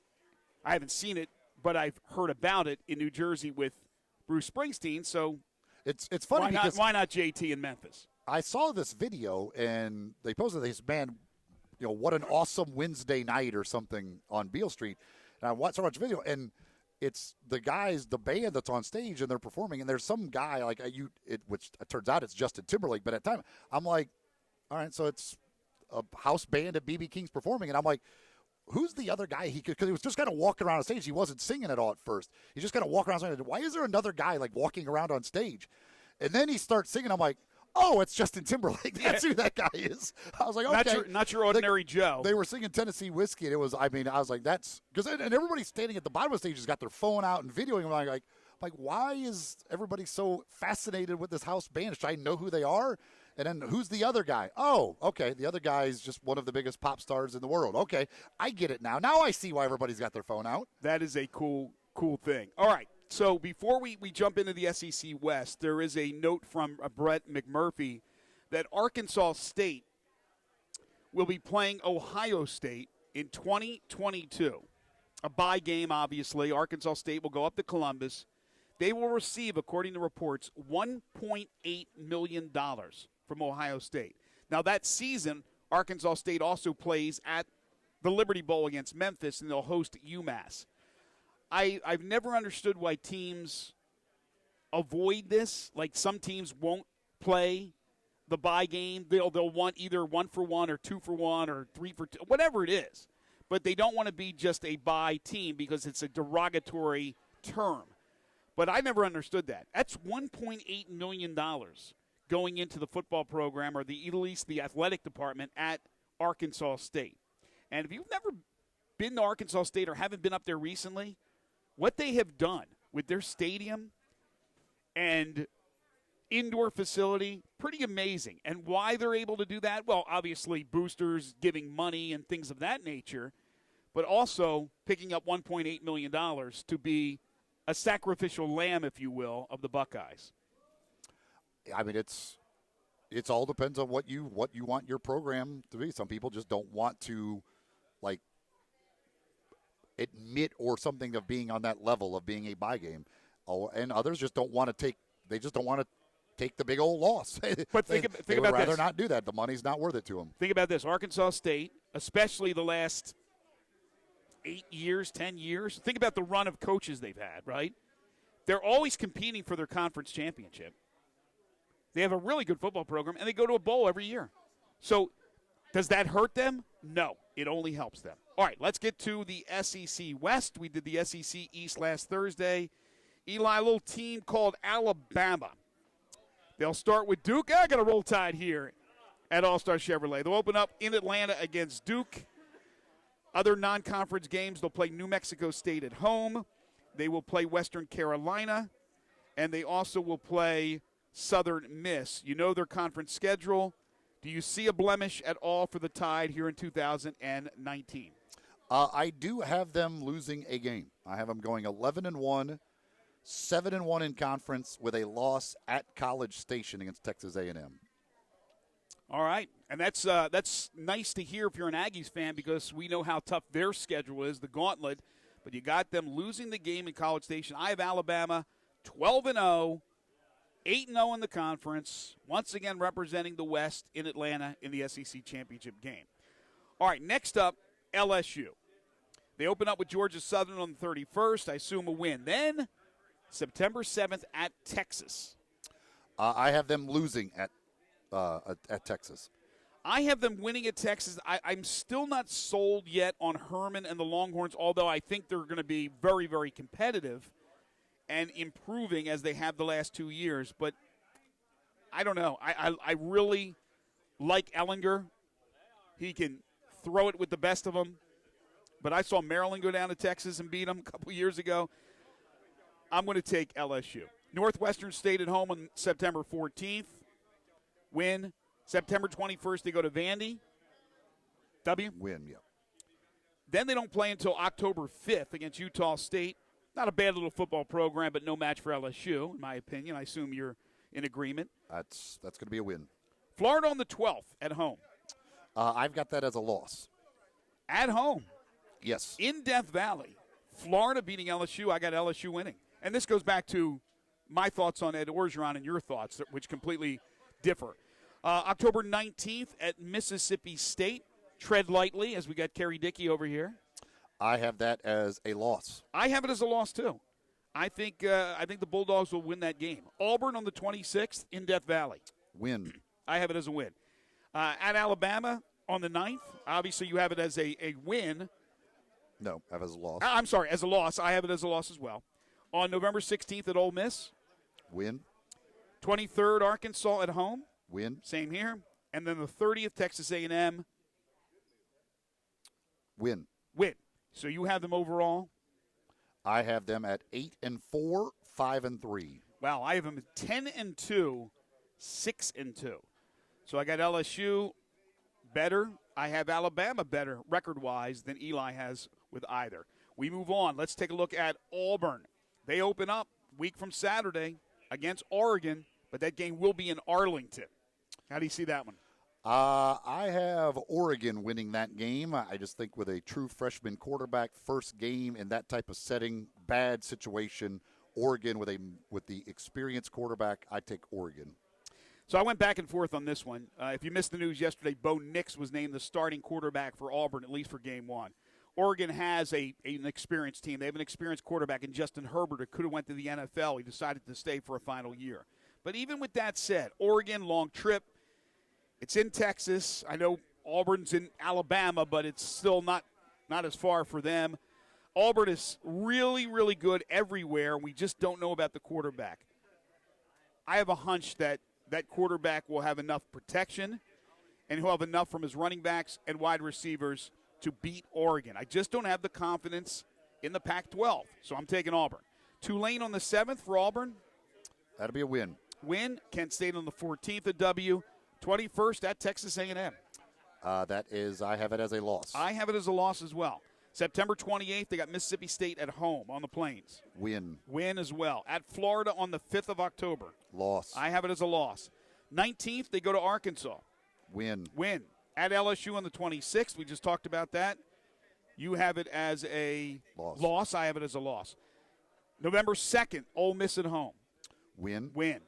The 16th, after a bye week, they got Georgia. Loss. I have that as a win. Auburn to beat Georgia at home. 23rd, Sanford, W. And then the 30th, the Iron Bowl. At home, they host Alabama. You got them as a loss, and I have them as a loss as well. Your overall for Auburn? I have them at 6-6. 3-5 in the conference. Wow. And probably if that happens, I would think that might be it for Gus. Yeah, I was just going to ask you, what does that mean for Gus? 6-6 and 3-5. I have him 8-4 and 4-4. So far, all three of the teams we've gone over in the West, Alabama, LSU, and Auburn, I have a better record for them than you have. Let's go to Texas A&M with the Murderers Row schedule. They'll start off on the 31st at home against Texas State. They'll win that game, and then they'll go and face the defending national champion Clemson Tigers on September 7th in Death Valley, the other Death Valley. That'll be a loss. That'll be a loss as well. On the 14th of September, Lamar, W. 21st, Auburn. I have it as a win for A&M. I think you did as well, right? Mm-hmm. Arkansas on the 28th. That game will be played in Little Rock. I don't think it matters where they play. I got A&M. No, that game's being played in Arlington, Texas. It is? They always play Arkansas in Arlington. Okay, I put down Little Rock. Let me correct myself. So Arlington. But I don't think it matters where they play. Do you? I've got A&M winning. Yep, I have A&M winning over Arkansas as well. All right, Alabama on the 12th. That is a loss. Loss for you as well. No, I've got it as a win. That's right. That's the only loss you have for Alabama. Excuse me. October 19th at Ole Miss. Win. Win. 26th at home against Mississippi State. Win. Texas San Antonio on the 2nd. Win. Week off, then South Carolina at home on the 16th. Win. Then a really tough end of the season, regular season. 23rd at Georgia. Loss here. 30th at LSU. Loss. Overall? 9-3, 6-2. I have them 8-4, 5-3. So there's one where I have A&M a little bit lower than you. In fact, a game lower. If they were to do what I have them predicted to do, I think going to Georgia, that would probably be that might be like number 2 versus number 3 game. Yeah. Because they would have already beaten Alabama. Georgia I had undefeated at that point. And it would be 10-0 Georgia against 9-1 Texas A&M with a win over Alabama, and the only loss to Clemson. That would probably be like a number 2 versus number 3 or something like that, depending on some of the other teams around the country. All right, before we get to the final 3 teams in the West, a reminder, we're at All-Star Chevrolet, 7240 Kraft Goodman Road in Olive Branch. And lunch is being served. The first responders are here. The ice cream truck's out here. All the giveaways. All you have to do is come by and register to win. So, folks, take advantage of it. It is a fantastic situation here that we will have for you over the course of the next hour and 45 minutes. Come on by and see us here at All-Star Chevrolet. All right, Mississippi State. On the 31st, they'll take on Louisiana. That game will be in New Orleans. That's, of course, Louisiana Lafayette. W? Yes. September 7th, Southern Miss. Win. That's a home game for Mississippi State. Did you see that Southern Miss announced that they'll be selling beer and wine in Hattiesburg? Good for Southern Miss. Smart move, right? Yeah. 14th of September, Kansas State. They go to Starkville. Win. 21st, they play Kentucky. Win. On the 20th. So does Southern Miss have resort status, I guess? They must have the resort status? Yes, they do. Which is so stupid. The 28th of September at Auburn. Loss. Yeah, they're the loss. Then they play October 12th at Tennessee. Win. I have them losing that game, if you recall from my predictions last week. I got Tennessee beating Mississippi State. The 19th of October, LSU. Win. W. October 26th at Texas A&M. Loss. November 2nd at Arkansas. Win. November 16th after the bye, Alabama. They got them at home. Does it matter? No. We both have them losing. Abilene Christian on the 23rd is a W, and then the Egg Bowl. 28th. I have Mississippi State winning the Egg Bowl. I do as well. 8-4, 4-4 for me. What do you have? 9-3, 5-3. Okay, so the second straight team that you have a little bit better record than me. We go to Austin Eldridge's Ole Miss Rebels. We begin with the game a week from Saturday. Memphis, Ole Miss, Liberty Bowl, Memorial Stadium. If you're going to if you would give me the points, I would take Ole Miss. But if for straight up purposes, I go with Memphis.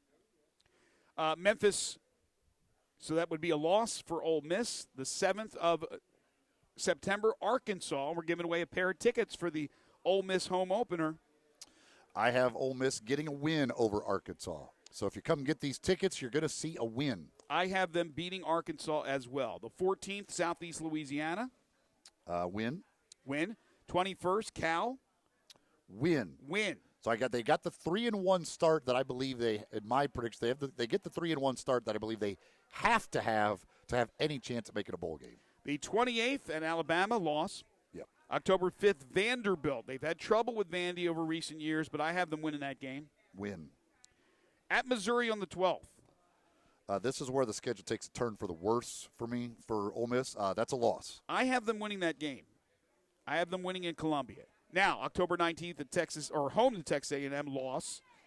November 2nd, right, you have them losing. At Auburn, loss. Mm-hmm. November 9th, New Mexico State, that's a W. Mm-hmm. LSU on the 16th, that's a loss.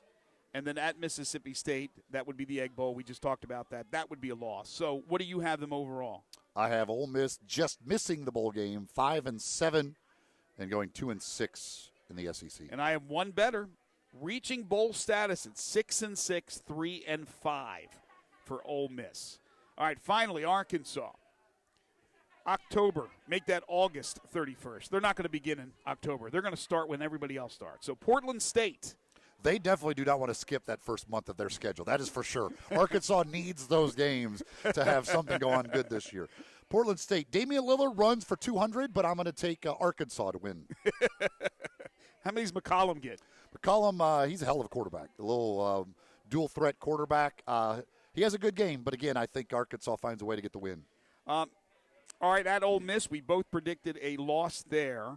Colorado State on the 14th. Arkansas lost to them on the road last year. They get the revenge. I'm with you. On the 21st, San Jose State, the Fighting Spartans. That's a win for the old Razorbacks. Yep. Woo pig. September 28th, Texas A&M. And, of course, I have this written correctly now. Arlington, loss. This is where Arkansas veers off the road. Yes, that's a loss. October 12th, at Kentucky. Loss. 19th, Auburn, home. Loss. 26th, at Alabama. Loss. November 2nd, Mississippi State at home. Loss. November 9th, Tyson Helton and the Western Kentucky Hilltoppers. I'll give them a win. I'll give them a win there, too. At LSU, we know that's a loss. We've already both talked about LSU. And then finally, on the 30th, Mizzou, that game in Little Rock. Loss. That is a loss. Overall? 4-8, 0-8. 4-8, 0-8. We finally agree on one. So, from the West, you have Ole Miss missing out on the bowl, Arkansas missing out on the bowl. I only have Arkansas missing out on the bowl. And then I'm trying to recall from the East, we did this last week. I had South Carolina losing out, and I had Vanderbilt losing out. And, of course, Missouri right now is not bowl eligible unless they get the waiver. Do you remember off the top of your head, bowl eligible? Who did you not have bowl eligible from the East? Vanderbilt. Just Vanderbilt. So there you go. That's our SEC predictions next Thursday. As we kick off the first week of the Tiger Football Report, Mike Norvell will join us. We'll also do our Tigers predictions for the upcoming season and the American Conference. We won't go game by game with the American Conference, but we'll give you our standings, our predictions as far as how the AAC will go. In that, I have Auburn finishing 5th in the West. I have, let me double check here on mine. I have Alabama 1st, A&M 2nd, LSU and Mississippi State tied for 3rd, and then Auburn a game ahead of Ole Miss for 5th place. Yeah, that could easily be the final nail in the coffin for Gus. Alabama 1st, I got LSU 2nd. Then I have Texas A&M 3rd, Auburn and Mississippi State tied for 4th. Ole Miss would then be 6th, and Arkansas would be 7th. Somebody texts in on the First Bank text line, says, you are obviously on drugs. Mizzou will hang half 100 on Ole Miss. You have to. Clearly a Mizzou fan. But what if Ole Miss hangs half 100 on Mizzou and they win at 51-50? Well, let's clarify a couple things. One, I am not on drugs. And number two, maybe I should be. No, I always look for a couple of upsets. I got to throw in a couple of upsets. I'm not going to pick chalk every time. Greg's on drugs like the Major League Baseball players. Yeah, right. I wish I was. Well, you could. If you win, all you do is go to a gas station. No, I meant because people say that to me. I'm like, no, this is what going to the gym and hard work does if you want to get big. That's all I'm saying. That's a different drug that I'm talking about. No, I know what he's talking about now. That was the news from yesterday. Speaking of baseball, the Astros denied a reporter access to Justin Verlander following the team's loss to the Tigers. We talked about the monumental upset from last night. At the pitcher's request, that's Verlander's request, Detroit Free Press writer Anthony Fenich was not allowed to attend Verlander's post-game media availability. Astros VP of Communications Gene Diaz told the newspaper. Verlander refused to speak to any reporters with Fenich in attendance. He was allowed to enter the Astros clubhouse when Verlander was done speaking about 6 minutes after the general clubhouse opened. Blocking a working reporter from doing his job is unprofessional, disappointing, and intolerable, Free Press executive editor Peter Bhatia said. Will be protesting to Major League Baseball and the Astros. I would have to assume that Because I don't know this, but they've probably had a war from the past when he was in Detroit. Yeah, Justin Verlander tweeted out you got it today. He said, I declined to speak with the Free Press rep last night because of an unethical behavior in the past.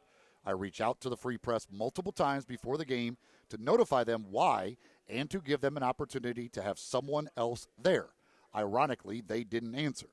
Although I tried to avoid this situation altogether, I've still reached out to the Free Press multiple times today with no response. They're still not interested in my side of the story.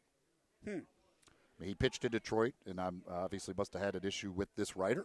And said, you can have somebody else there, but I'm not talking to that guy. Is there another side? Should there be another side? Should, no matter what kind of grievance you have with a member of the media, any problem, any personal issue, should that person still have access? He has access, just not Verlander. No. Should he have access to Verlander, and Verlander just doesn't answer his questions? Well, that's what Verlander's doing. He said, I'm not going to talk to that guy, and I'm not going to answer anything in front of that guy. Yes, but they wouldn't let him in. My point is, let him in, let him be there, and if he doesn't want to answer a question, he doesn't answer a question. He's not going to answer any, so it's going to be a silent press conference. He's not going to answer any questions in front of that guy. Then that's on Verlander. No, he doesn't want that guy to have any access to him. You don't think this guy can get quotes from other people? It does. Justin Verlander said, I'm not talking to that guy. I'll talk to anybody else from the Detroit Free Press. He can talk to anybody else. I'm not talking to him. You think that's going to fly with Major League Baseball? Any player could choose not to talk to a certain reporter. And usually get the team cannot deny him access to the team or whatever. Like, I can't say you're not allowed at all. But if that player says, I'm not talking to that guy, he has that right. But that guy wasn't in the clubhouse until 6 or 7 minutes after everybody else was. That's like saying, back in the day when, I'm not going to do the interview for the female. We remember those days, don't we? Oh, no, I just got out of the shower. I'm going to wait. The guys are fine. And then when the female media member comes in, that'll be like 6 minutes later. He got access 6 or 7 minutes after the access that everybody was afforded.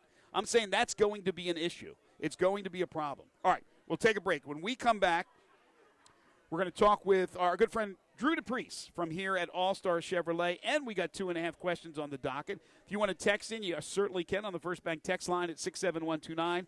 Also, hit us up on the First Bank phone lines, 360-8255. But, folks, I'm telling you, you need to come here to All-Star Chevrolet, 7240 Kraft Goodman Road in Olive Branch, as we salute the first responders. This is Middays on Real Sports Talk, Sports 56, 96.1 and 87.7. Ladies and gentlemen, grab a seat for happy hour. Yeah, I guess Barrett got his days mixed up, guys. That threw me off. 1, 2, 3 on Sports 56, 96.1 and 87.7. There's a new commissary in town in Collierville. Germantown Commissary is doubling. Yeah, they're still going to have the old Germantown Commissary by the tracks, but now there's a huge new Germantown Commissary in Collierville at Poplar and Houston Levee Road. It's huge, too. There's a drive-through. There's plenty of parking. No telephone pole to get in your way. A cool patio. It's right by the track, so the tradition continues. And this is a tradition that's been around forever. That commissary is famous for hickory-smoked, slow-cooked Memphis-style barbecue. They've got a private party room at the new one in Collierville. Self-catering still continues. Party packs for $5.95. Basically, the great ribs, the great pulled shoulder, the great deviled eggs. Everything is there in Collierville and Germantown now. So there is now a Germantown and Collierville style of barbecue. It's called Germantown Commissary. Hi, folks. Matt Burkheimer for Sunrise Chevy. The Sunrise Chevy Ranch has over 500 new vehicles to choose from with interest low as 0% and rebates up to $7,500. A $5 million used car inventory specializing in late model GM certified and cars and trucks under $10,000. Bad credit, bankrupt, slow pay, it's okay. Sunrise gets you financed when no one else can. Check out the inventory and apply online at sunrisememphis.com or call us on the phone. Come in and see us, go online or call. Any way you do it, we'll save you money at the Sunrise Chevy Ranch, partner. 385 in Houston Levee and Collierville. Find new roads. Hi, folks. Rob Walker, Infinity of Memphis, and we've got a new Infinity crossover vehicle that has raised the standard of comparison to a new level. Imagine having both sports car performance and eco-friendly efficiency on demand working together to empower every driving experience. The result of 20 years of engineering, QX50's award-winning variable compression turbo engine is the world's only engine of its kind. Like two engines in one, it delivers a combination of power and efficiency that is truly in a category all its own, and only Infiniti has it. You'll never sacrifice performance for the sake of efficiency again. And QX50 MSRP starts at only $36,550, which is less than its Acura, Audi, and Mercedes competitors. Add to that QX50's award-winning sumptuous interior, and you have the best combination of performance and comfort in the mid-size crossover segment. MSRP excludes destination charge, tax, title, license, and options. Infinity of Memphis or online at infinityofmemphis.com. Hey, Tiger fans, this is John Stacy of the Blue and Gray Show. You can hear Drew Barrett and I talk Tigers with Tigers every Sunday at 5 right here on Sports 66, 96.1, and 87.7. Drew, who do we got in the studio with us this week? This week, it's a U of M QB special with Lloyd Patterson and Danny Spartman in studio with John. We'll also have Danny Wimprine and Tony Scarpino on the phone. This is one you won't want to miss. Thanks, Drew. We'll be here Sunday on Sports 56, 96.1, and 87.7. The Blue and Gray Show, where we talk Tigers with Tigers. When a bear is chasing you, you take off faster than a toupee in a fan factory. So hurry into the final days of the Ford Hurry Up and Save sales event. Come in and get 20% estimated savings on select 2019 Ford vehicles. This offer ends soon, and when we say soon, we mean September 3rd. So hurry up before pumpkin spice shows up in everything. Get to the final days of the Ford Hurry Up and Save sales event at your local Ford dealer. Eligible on select 2019 model year vehicles. Vehicle must have arrived at dealer at least 61 days prior to the sale date. Estimated savings include an average dealer discount based on a sales survey of average discounts offered by Ford dealers nationally. Discount may vary. Dealer determines price. For all offers, take new retail delivery from an authorized Ford dealer stock by 9/3/19. See participating dealer for complete details.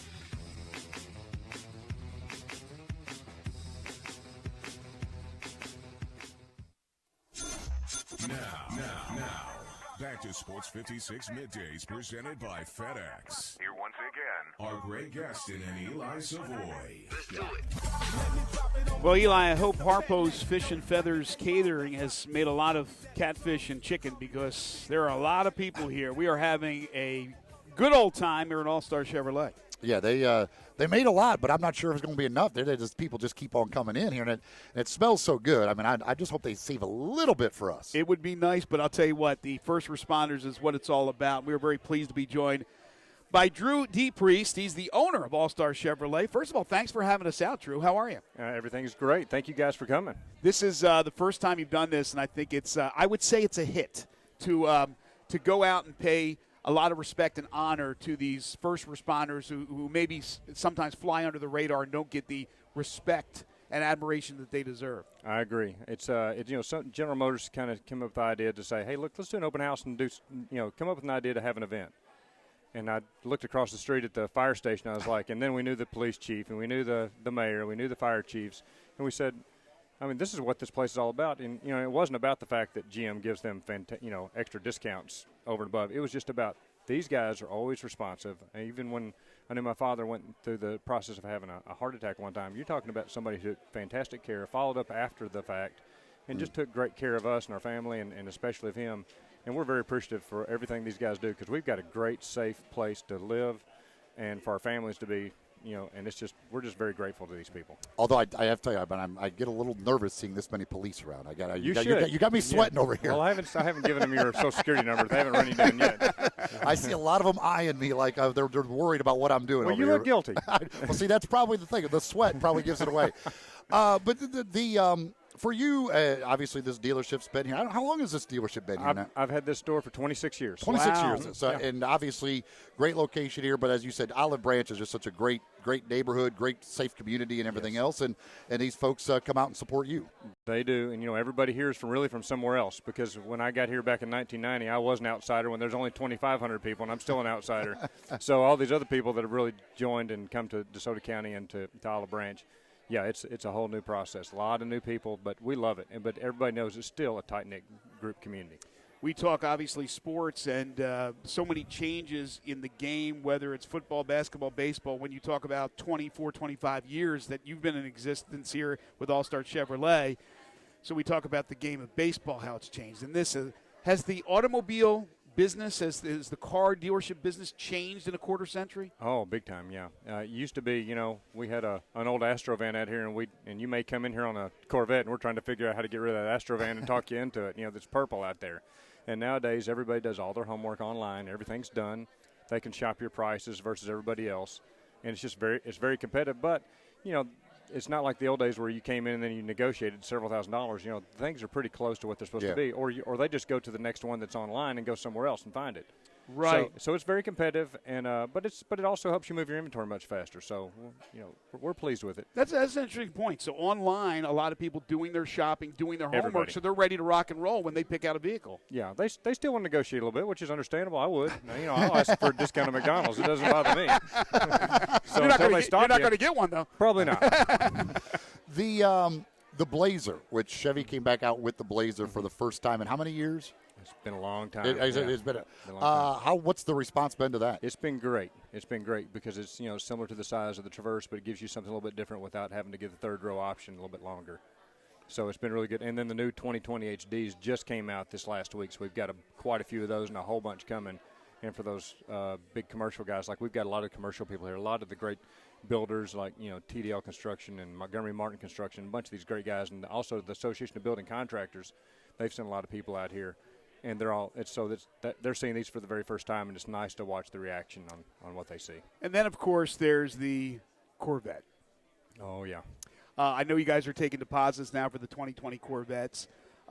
Watching the Corvette change over the years, seeing different videos that I have seen online of the car or in person, it's an authentic American. It's just you love that type of car. Has it sustained through the years? It's greatness, let's just say. It has, and but when they get to the third or fourth year, a lot of times that changes where it starts kind of waning a little bit, and it's time for a freshen up, which they do. The Corvettes freshen up pretty often.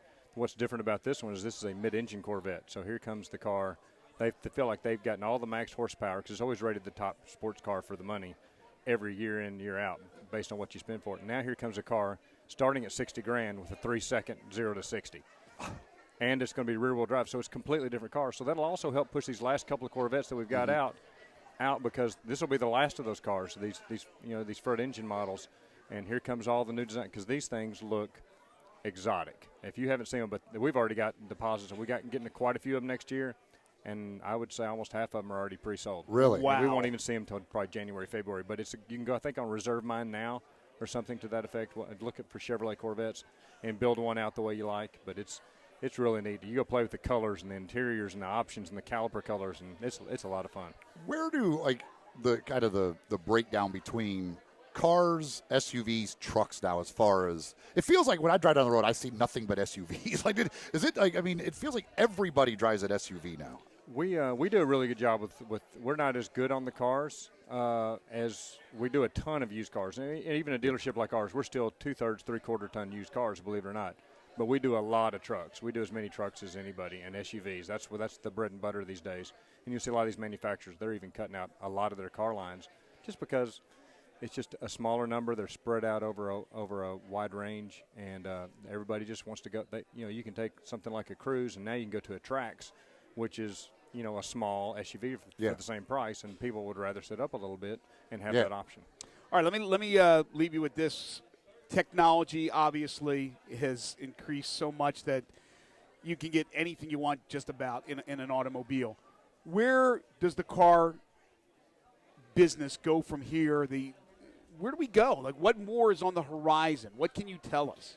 It's getting more and more automated all the time. Like I said, the internet, the cookies that follow you around. You take a look at our website. Next thing you know, somebody says, every time you look for a jam and jelly, here comes All-Star Chevrolet.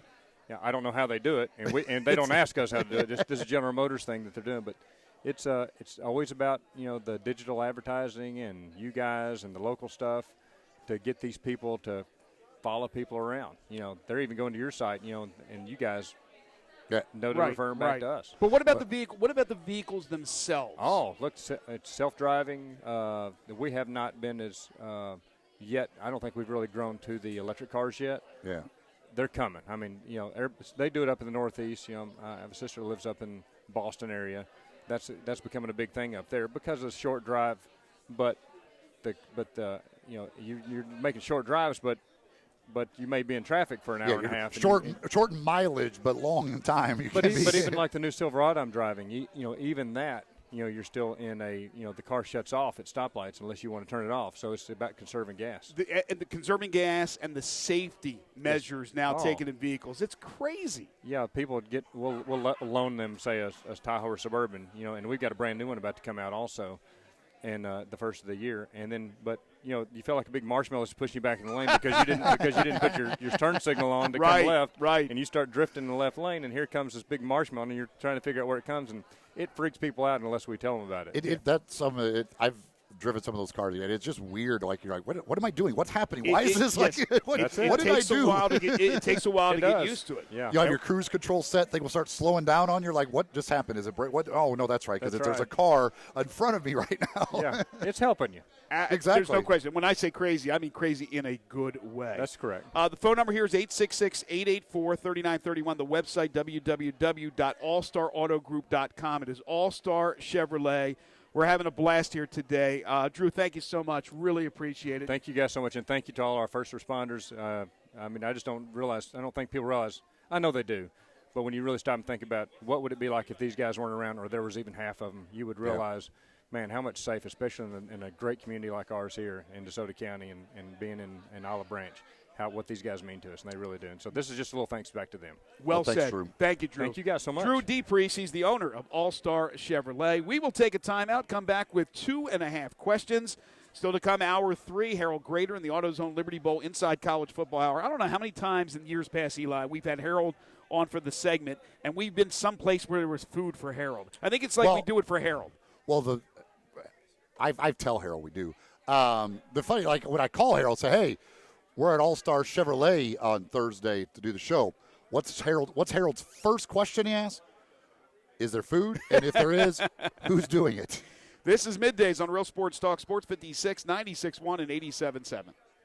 Search Sports 56 on Facebook and give us a like. And follow us on Twitter at Sports 56 WHBQ. At Jason's Deli, you can stuff yourself full of great deli food that's healthy, fresh, and best of all, it's not expensive. Jason's Deli is all about choice. Whether you're looking for a gluten-free menu, vegetarian sandwiches, healthy kids' meals, or if you'd like to invent your sandwich via the build-your-own selections, Jason's Deli has you covered. And they only use fresh, wholesome ingredients.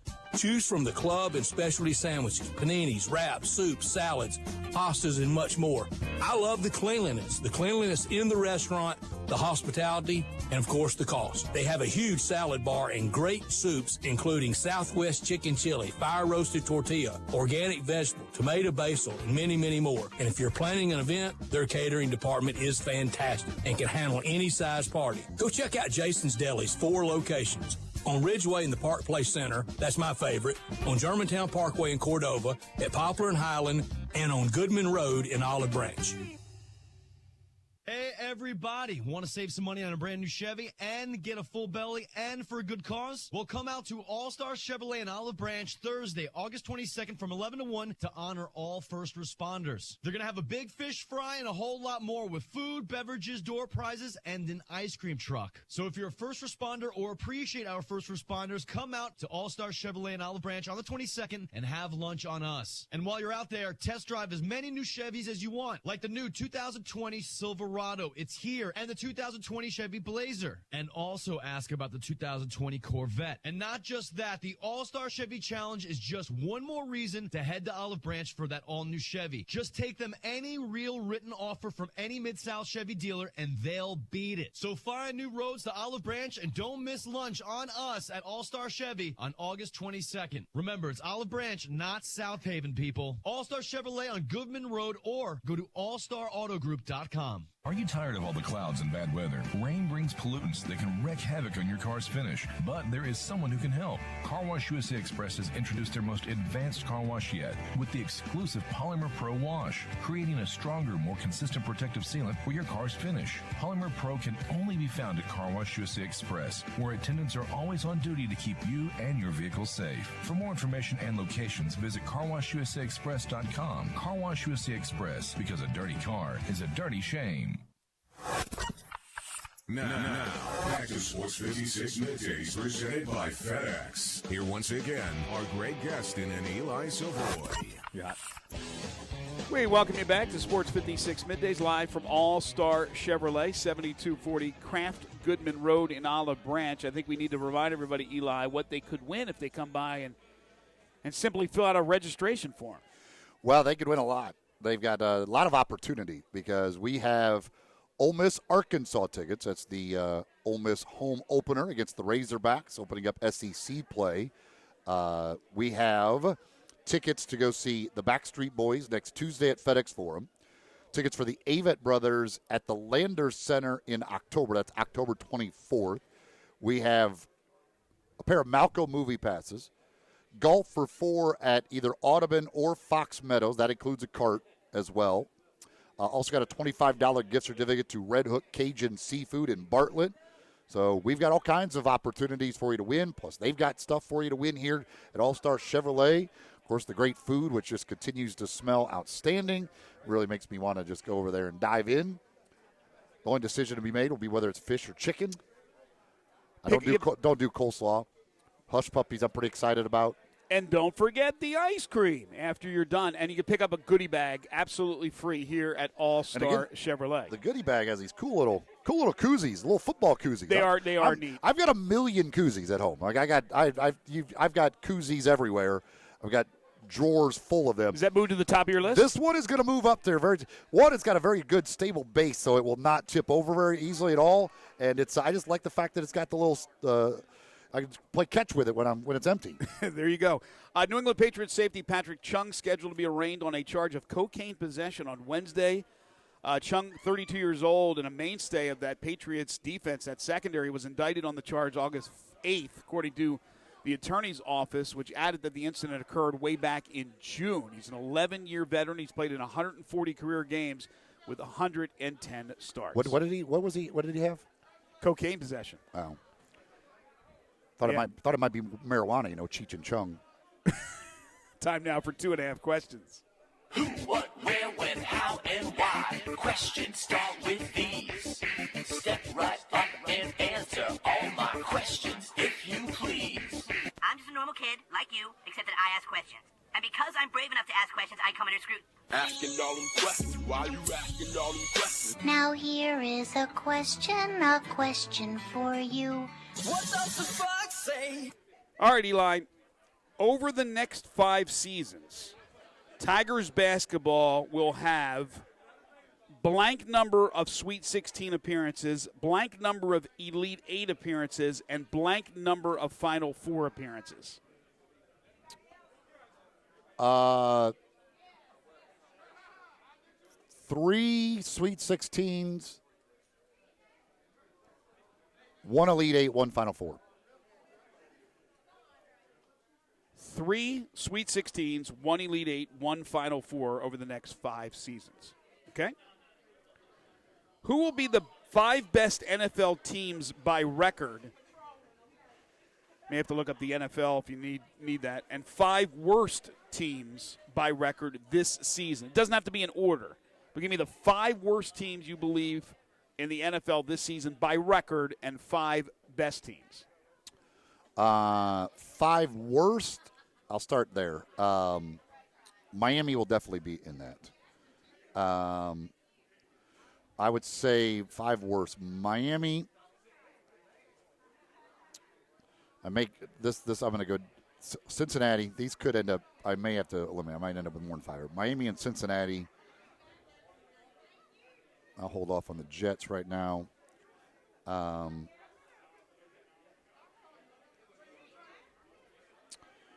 Arizona.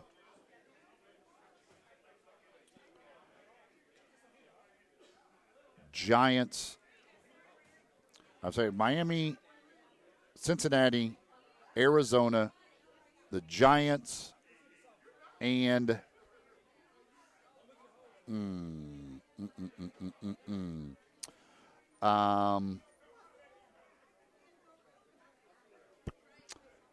49ers. Okay. 5 best, Patriots,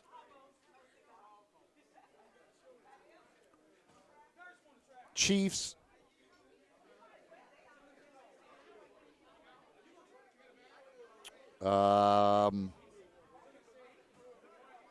Rams,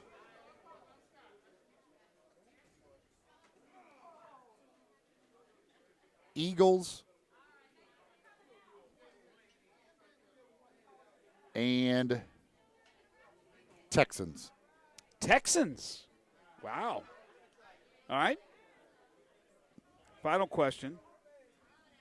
Rank these traditional college football helmets, your favorite to least favorite. Okay, not variations, all the traditional helmet. Penn State, Alabama, Michigan, USC, Notre Dame, and Ohio State. Well, I can tell you what's last very easily. That's Michigan. Michigan is 6th. USC is 5th. Not even close. I would say Notre Dame 1, Alabama 2, Penn State 3, Ohio State 4, USC 5, Michigan 6. The golden helmet, the golden domers, man. It's that you cannot beat that. Penn State's awesome, and Penn State is very close to Notre Dame. So is Alabama. I've always loved the number on the helmet for Alabama, but it just can't touch Notre Dame. And between Alabama and Penn State, it's a toss-up. But something about the number on that helmet for Alabama I've always really liked. And then really the other three, I put Notre Dame, Alabama, Penn State are in one group. The other three to me are another group. Ohio State is definitely the best of that other group, and Michigan is definitely the worst of that other group. I love the Notre Dame helmet, and I'm with you 100% with the Bama helmets with the number. I like Penn State, too. Uniforms are so boring. Come on, guys. No, I love the number. I really do. But I'm with you as the top 3 on my list, those 3. But I do not like Ohio State's at all, and I do actually like Michigan's. I think Michigan looks really cool. USC's kind of. I am not a fan of the Michigan helmet at all. Well, I was going to throw in a 7th. Kind of thinking of the blue blood programs. I was going to throw in Oklahoma, and I thought Oklahoma's a sad helmet. I do not like that one at all. Now I could have thrown in Texas. I like Texas. Texas I like a lot. Texas I would put. They still don't touch Notre Dame, Alabama, Penn State, but they would definitely be next amongst that group. When I look at the Texas helmet, I like it. I love the logo. I always think the logo's too small. Like it should be a bigger logo. By the way, the groans in the background, they're playing the first responders, a lot of police, fire department. They're playing the putt-putt game here, and they're just missing. The couple of questions here via text on the First Bank text line. Raider Corey texted with a question for each of us for 2.5 questions here. It says, pick one player for you to be the Colts and the Phillies, one from each, to hang out with at a sports book and just watch games and shoot the breeze. All time or current? Any era. He says they have to be alive. But they still have to be alive. That was directed at me, considered the last time. Hanging out at with a dead person at sportsbook would not be that much fun. No, it would not. For me, he asked for the Cubs and Cowboys. Same thing. Well, if I'm going to do it, it would be the Cowboys. I would take Emmitt Smith. He's my favorite athlete of all time. Cubs all time. Well, I mean, he's my favorite Cub of all time. I don't even know if he's available to go to sports books now. He might be in prison. I'm not sure where he is, but I would take Leon Durham. That could be trouble for you, man, hanging it's out with Bull Durham. My favorite Cub of all time, my favorite Cowboy of all time. The Colts, and it has to be, you said, right, a living legend, could be a current player or a former player. I'm going Burt Jones. Loved Burt Jones. I had his jersey as a kid, after the Johnny U years when I was really small, and then Burt Jones. Not going to hang out with Peyton? No. Peyton would be fun. I don't dislike Peyton, but no. I mean, Burt Jones was when I was a kid. I had his jersey, number 7, baby, from Louisiana. For the Phillies, there's so many great options. My gosh. Who would I want to hang out with? Bryce Harper. Come on, we all know you like Bryce. No, it would be no. It would be no. And I don't dislike Gabe Kapler's who I'd want to hang out with and kill. Now I'd have to go back. Whoa, careful with the threats there, Greg. I'd have to go back. A lot of police here. A lot of police around. That's true. That's true. I'd have to go back in time, and man, so many different options. I would probably go with he's still alive. He was a decent player, not a great player, but he was a practical joker. He'd be fun. Jay Johnstone. Always loved Jay Johnstone. Jay Johnston's a former Cub as well. Yeah, number 21. He'd wear the bat would be flat, kind of across his shoulder. It would probably be because Schmitty and all those guys, Carlton. I mean, I don't think they'd be real fun. I'd go Jay Johnstone. Always loved Jay Johnstone. One of my favorite Phillies was Juan Samuel, but I'm thinking, I don't know, does he speak English well? I'm not sure if he does or not, and so let me go Jay Johnstone. So if I was going Good question. Current players, I would go with, for the Cubs, it would definitely be off the current team, Anthony Rizzo. Off the Cowboys currently, I'd probably go Zeke. Current Philly, I'd go Rhys Hoskins. Current Colt, I would probably go. Chad Kelly. You got to go Chad Kelly. Gosh, I don't want to get in trouble. You I got just to go heard Chad you with Kelly. Bull Durham, man. I don't even swag. know. You got to swag it up in the sports book. Could be Swag Kelly if he makes the team, but if not, it would probably be Reggie Wayne. I would have to go Eli Manning and Eli Manning. T.Y. Hilton is who I meant. Reggie Wayne. I was thinking T.Y. Hilton. I said Reggie Wayne. T.Y. Hilton is probably who I would hang out with. I would choose Jalen Smith would be high on my list. He's got a bunch of money, so he'd be good to have around at the sports book. So you wouldn't have to pay. I could borrow money from him. That's why the problem with going with Zeke right now is he's not going to give me any money. But you know what there probably is? There's probably a great who's the offensive lineman the Colts got in the draft a couple of years ago from Notre Dame? Those linemen are great. Oh, yeah. I bet you there's one I'm just like, it's fantastic to hang out with. Offensive linemen generally are a lot more fun. Right. In my opinion. We have our own offensive lineman, Gabe Kuhn. Who produces Johnny Radio's Happy Hour. We go with one of those offensive linemen and know that there's nobody going to mess with me at the sports book. There is even if I happen to get, out of control.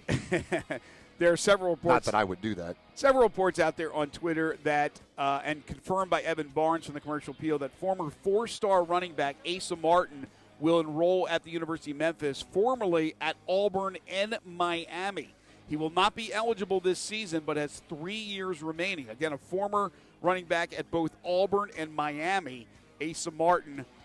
It has been confirmed by Evan Barnes that he will enroll at the University of Memphis. When we come back, hour number 3, Harold Grader will join us for the season debut of the AutoZone Liberty Bowl Inside College Football Hour. We're still partying here at All-Star Chevrolet for the next hour, so come on out here, register to win one of our great prizes, have lunch, get an ice cream, goodie bag. It's all happening here at All-Star Chevrolet. This is Middays on Real Sports Talk, Sports 56, 96.1, and 87.7.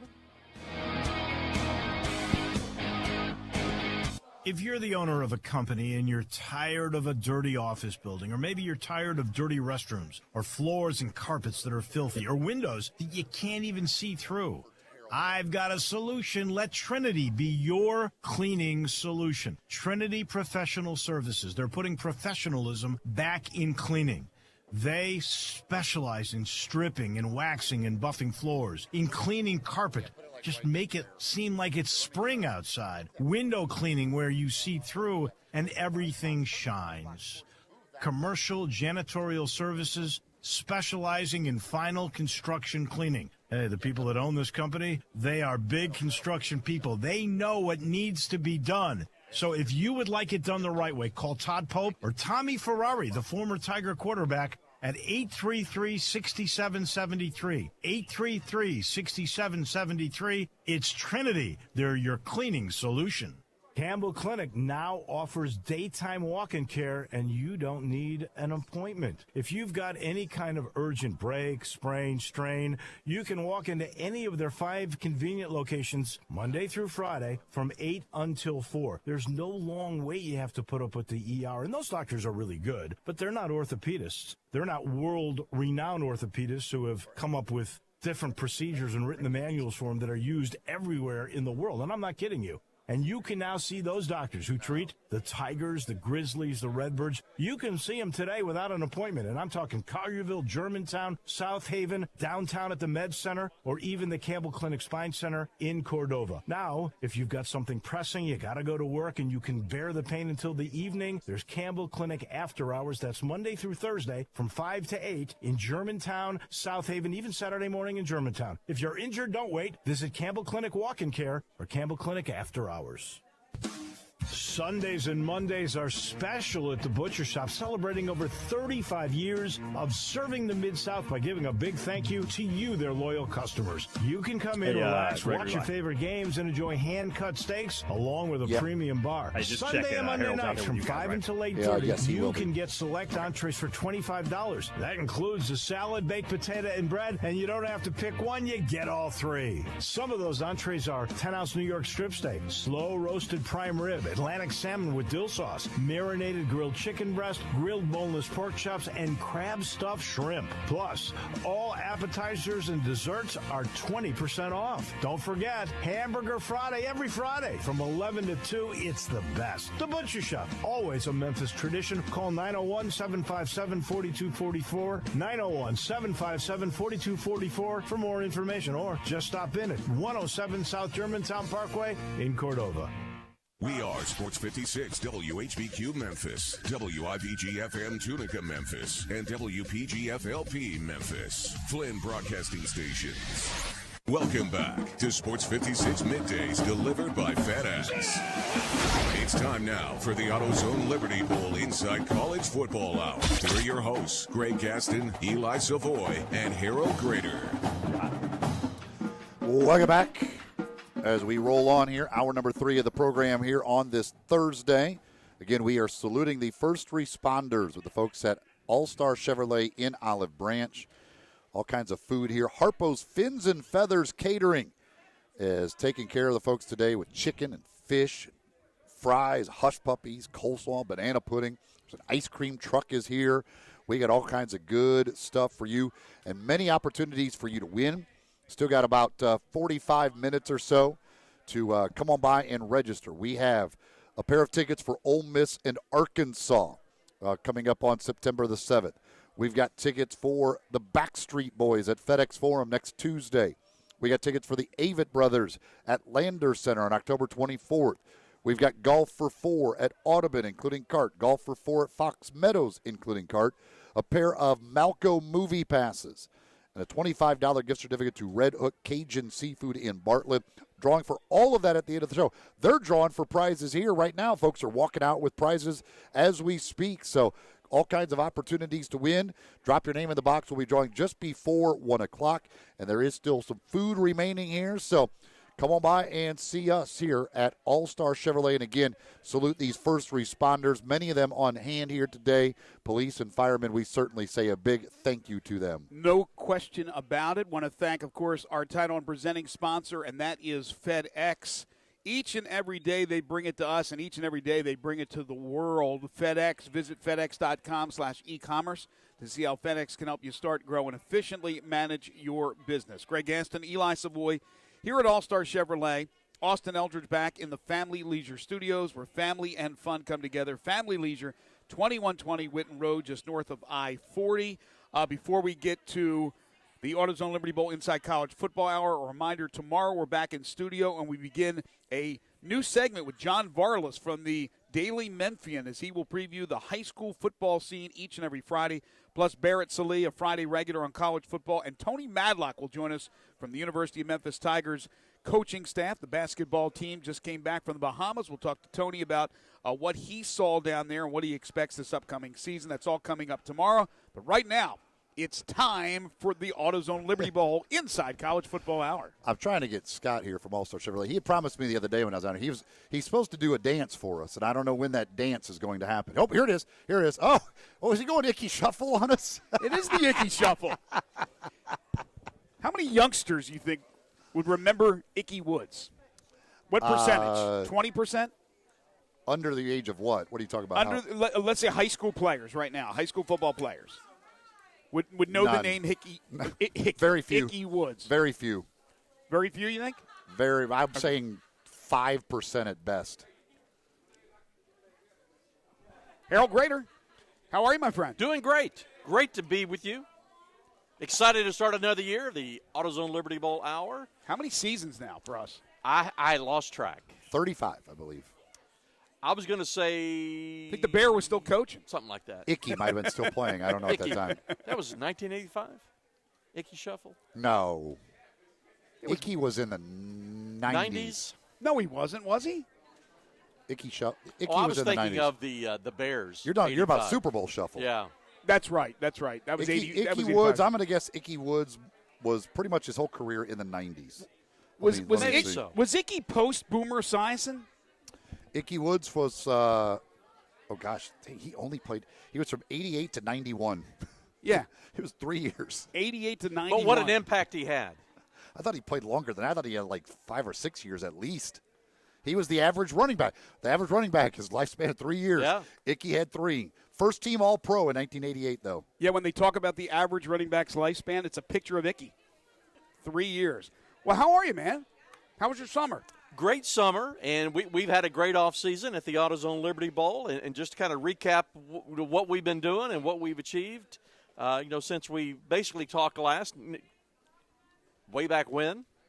The golf tournament, I guess, was the last. Golf tournament. Or no, it was SEC Media Days was the last time we talked to you. SEC Media Days. But kind of looking at the year up to now, major announcement earlier this year with extension of our contracts with the SEC, the Big 12, and AutoZone as our title sponsor.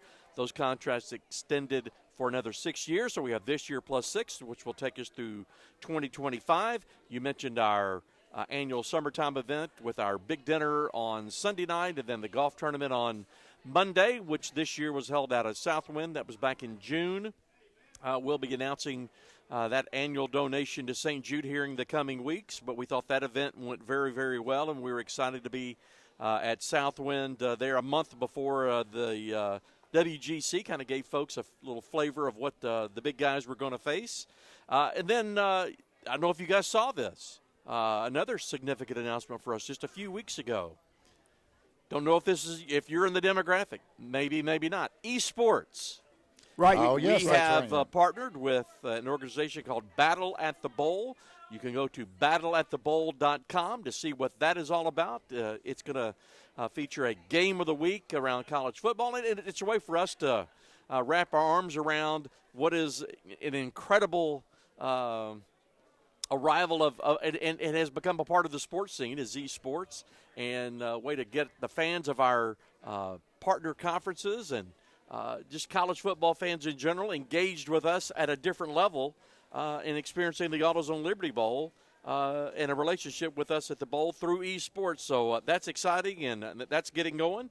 Obviously, the Touchdown Club had their first meeting of the year on Monday night as we continue that long-time partnership. We were proud to recognize our first player of the week, young man from White Station High School, big kid, about 6'5", 6'6", 290, 295, somewhere in there. Ray Curry Jr. Has already committed to Missouri. I think he may still take some visits, but it seems as if the commitment to Mizzou is pretty solid. What did you honor them for the Jamborees? Or it's just an opportunity to recognize a young man who's one of the top players not only in Memphis and Shelby County, but also in the state. He's in the top 30 in the state. Anytime you have a chance to shine the spotlight on somebody, it's not necessarily what are you going to do? How many pancake blocks did you have? I mean, come on, he's a lineman. What I'm saying is the point is, and this is what we try to do at the AutoZone Liberty Bowl, is just shining the spotlight and recognizing a young man who's one of the top players in the country. Right. And he's right here in our hometown. And Barry Odom came in and got him.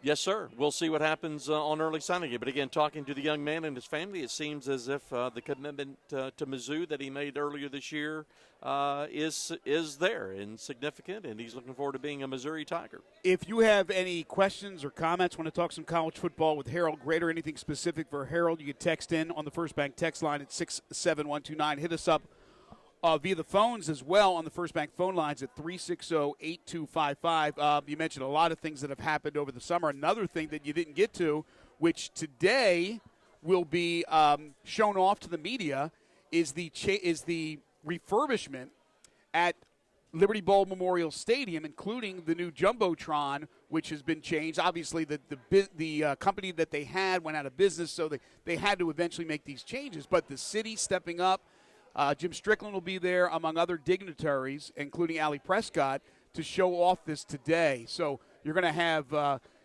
new changes, new renovations. Yeah. Always nice to upgrade the Liberty Bowl Stadium. Absolutely, and we appreciate the city administration and the council to approve those funds. And again, it's not a bigger board, but it's upgraded technology. It's Right. a new Daktronics board, and last year they improved it and enhanced the sound system through Daktronics, so now you have a cohesive sound system and video board system. It's all Daktronic, one of the leaders in the industry, and that's exciting for all of us, whether you're Tiger football, our friend Fred Jones at the Southern Heritage Classic, or us at the AutoZone Liberty Bowl. It's all about the fan experience, and this certainly helps enhance the fan experience at Liberty Bowl Memorial Stadium. So you, like everybody else, ready for the season to actually get started, which we get a little appetizer this week. But Florida versus Miami is a pretty good appetizer. That's not just like an amuse-bouche. Isn't that the correct term? Is that amuse-bouche? Is that the fancy? That's little, new to me. You're over my head on that one. This is a full-on appetizer, and then of course next week with Ole Miss and Memphis in Memphis, it's going to be one heck of a start for those two teams. It should be a lot of fun on that one at the Liberty Bowl. Yeah, and it's not only just the start of the season, but it's a special season for all of us associated with college football. It's the 150th anniversary season for college football, and all universities, I think, are going to be wearing special 150 patches on their uniforms. Right. Some may have some logos on the field, and different announcements will be made with honorary teams and teams of decades and all that kind of stuff. It's great to shine a spotlight on that and the anniversary. It's funny to me because Princeton Rutgers, right? That started things off at 150 years ago? Wasn't that the first game? Wow, Princeton Rutgers. Rutgers, 1869. Rutgers has not improved since. They're still the same team they were back then. We are who they thought they were. But what's weird to me, though, because this year is 150 years, I believe, for Major League Baseball. It's 100 years for the NFL and 150 years for college football. I think they're all three major sports celebrating a big anniversary this year. Yeah. So look at that. But just one fine point, though, on the start of the football season. Obviously, the Miami-Florida game is getting, obviously, a lot of attention. The actual, as far as I could tell from what I was able to research and look at schedules, the very first game, though, of the college football season is Villanova-Colgate, kicking off at 11 a.m. Central Time on Saturday, because these other games are night games.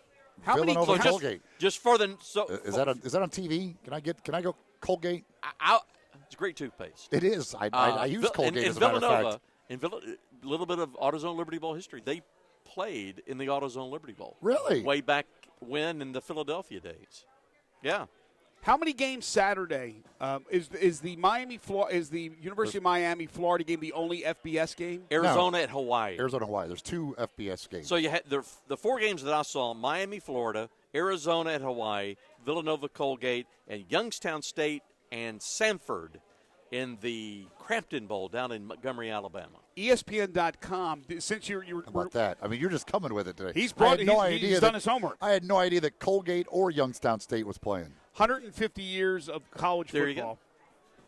You go. And ESPN.com put together a list of their all-time top, let me see how many they went with, top 50 college football programs over the course of 150 years. And there's going to be some strange names because of you go back to, you said Princeton and Rutgers kicking things off. So there's going to be some unusual.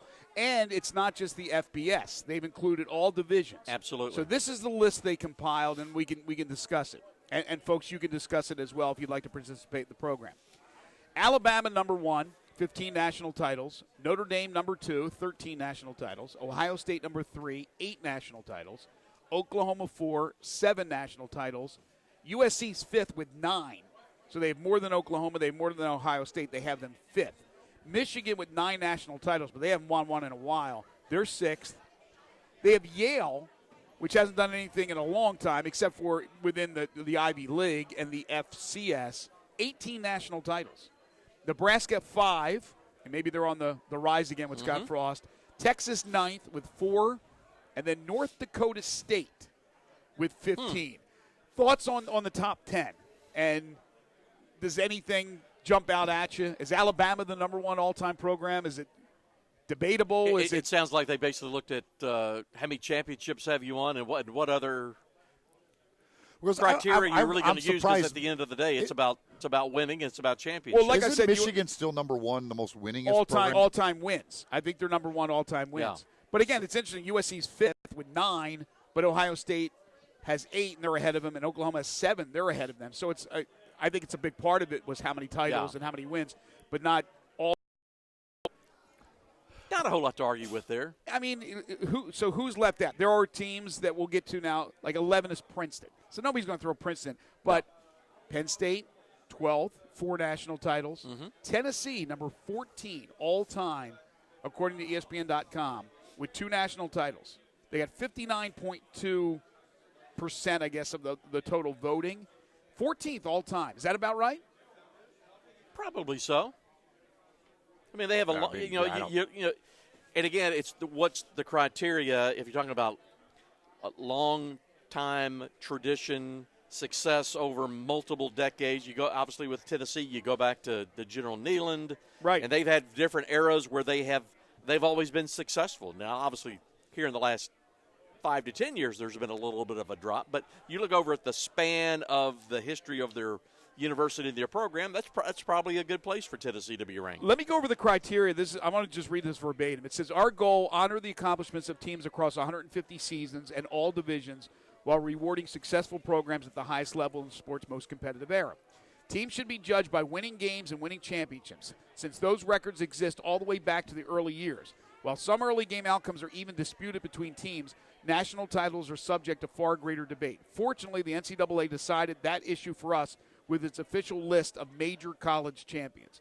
In our judgment, integration and scholarship limitations have made the past 50 years the most competitive the game has seen. The previous 50 years, the middle 50, were less so due to segregation and some regionalized scheduling that will allow for occasional games against non-college teams. And the first 50 years, for all they gave us, were just a shadow of today's sports due to large-scale scheduling inequalities and rules and a scoring system that were still in flux. With all those considerations, we created a formula noted at the bottom of the page to rank college football's greatest programs across all divisions using one metric. Let the debate begin. And so they have every division covered. NAIA's in here. They have FCS. They have Division II. They have Division III. Arkansas, by the way, 44th on their list. So here's the basic scale. Dominance, 20%. That's number of national championships. Peak strength, 20%. Winning percentage for the best 50 seasons in program history. Since integration, 30%. Winning percentage over the past 50 years, 69 to 2018. Early modern, that's 20%. Winning percentage over the middle 50s. And then pre-modern, they only give you 10%, or it's judged out of 10% for winning percentage in the first 50 years. So they have a model here, and they obviously have taken a lot into consideration. So, well, the problem, I mean, how are you going to compare Tennessee to Yale? Right. Well, or North Dakota State. I mean, how do you compare somebody that's not playing at the same level, trying to figure out what that is? Well, they're not. Yes, one's more dominant, but look who they're playing. Yeah, you're dominant in your level. So, what is dominance at the FCS? Where does that slot in versus teams in the FBS? Right, but they're saying that you dominated your teams on that level. You were the North Dakota State whatever dominated teams of their ilk. They're not trying to compare North Dakota State to Tennessee. But you're right. When they put a list if you're going to rank them, they are comparing. That's my point. What does dominance at that level mean at the next level? Well, again, like I said, they broke it down the best way they could to come up with some type of formula. But other teams of note, I mentioned Tennessee 14, LSU's 15, Miami is 17. So they've won 5 national titles, but when did Miami really hit the ground running with a football program? I wouldn't rank them that high. They had that one great era. It was Jimmy Schnellenberger Johnson, that started. It wasn't Schnellenberger, then Jimmy Johnson, then Dennis Erickson, Butch Davis, Coker. That span. Right. But before that and since then, But if they're putting so much emphasis on the last 50 years, that's all of their success pretty much falls in that last 50 years. Florida State with 3 national titles are 19th. They got Auburn 20th with 2 national titles. Florida has 3 national titles, but they're 21st. So they got Florida behind Florida State. But they both have won 3. Georgia is 22nd with 1 national title.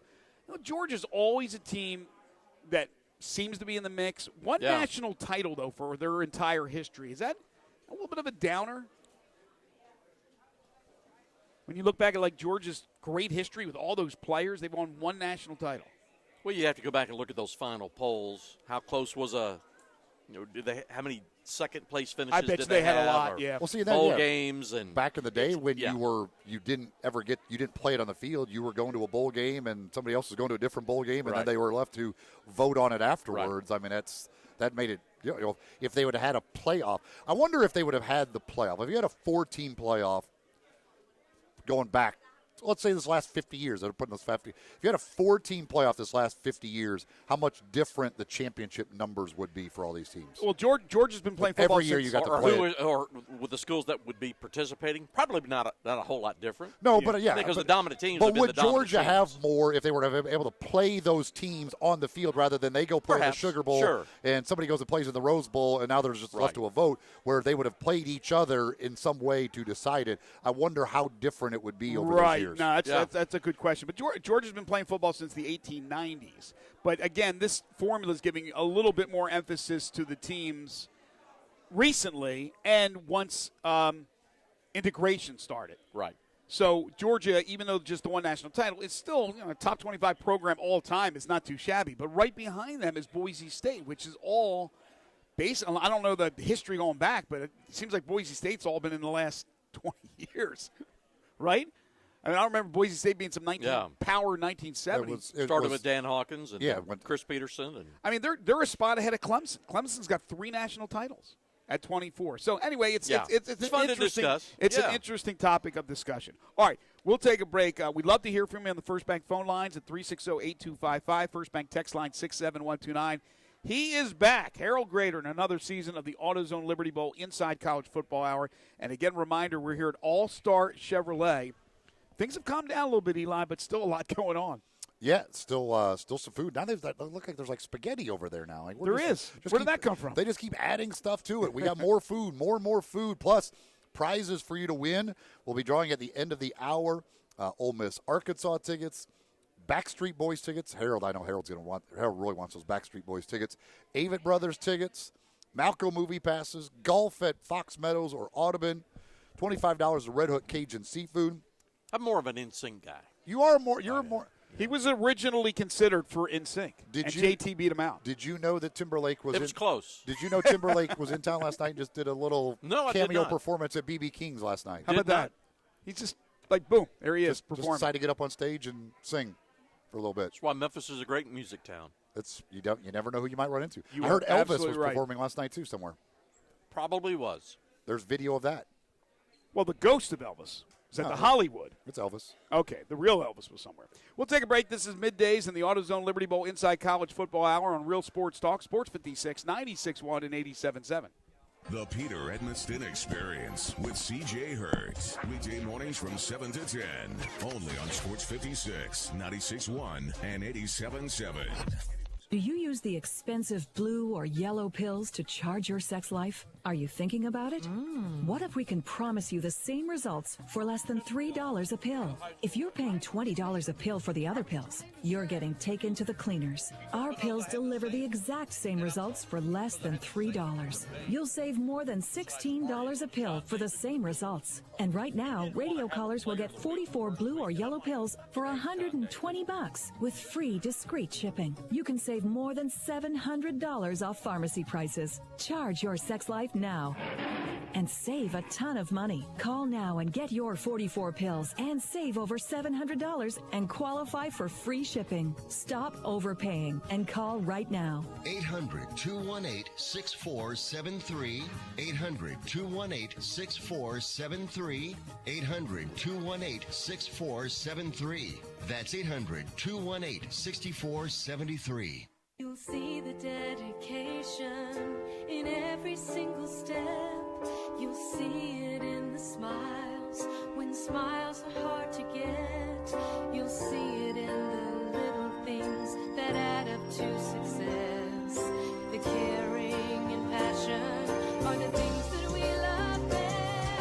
Wolf Chase Limb Brace is your Mid-South provider for orthotics and prosthetics. They are an ABC accredited facility, and their practitioners are ABC certified. At Wolf Chase Limb Brace, their services include artificial limbs, legs and arms, braces of all kinds, and custom molded inserts. You can call them today at 901-507-7821 for their location on Highway 64 in between Germantown Parkway and Appling Road, or visit them at their new location in Jackson, Tennessee. That number is 731-660-5900, or visit them on the web at wolfchaselimbembrace.com.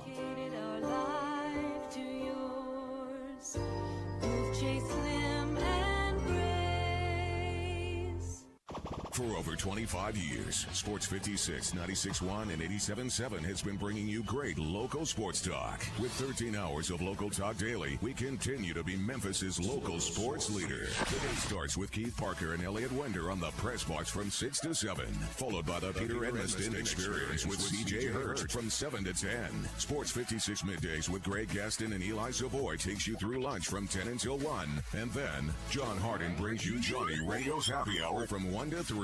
Dave Woloshin and Brett Norsworthy drive you home every afternoon with Sports Time with Wolo and Stats from 3 till 6. And John Rennie wraps up the day with Southern Sports Report from 6 to 7 before we turn things over to Fox Sports Radio to get you through the evening. We also bring you Ole Miss sports, NFL football, and the NCAA basketball tournaments. Don't miss anything. Keep your radio locked in right here on Real Sports Talk. Sports 56, 96.1, and 87.7. Now, back to Sports 56 Middays delivered by FedEx. Now more of the AutoZone Liberty Bowl Inside College Football Hour. Here once again are Greg Gaston, Eli Savoy, and Harold Grader. You're hot. Welcome back, everybody, to Sports 56 Middays live from All-Star Chevrolet, 7240 Kraft Goodman Road in Olive Branch. It's the AutoZone Liberty Bowl Inside College Football Hour, and you still have a half hour, a little less than a half hour to come by and register to win. We're going to be drawing at the end of the hour for all these great prizes.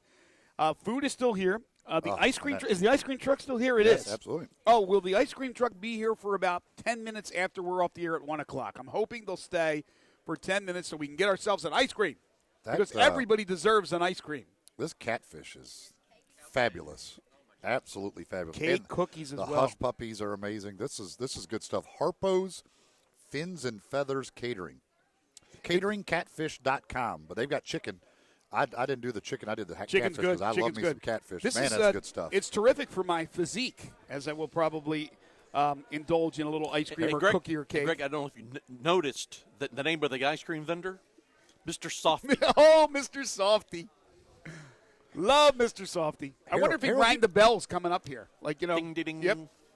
Kids running after him. Oh, absolutely. Except they're first responders. What if Mr. Softy knows Dairy Queen? Does he have ice cream sandwiches?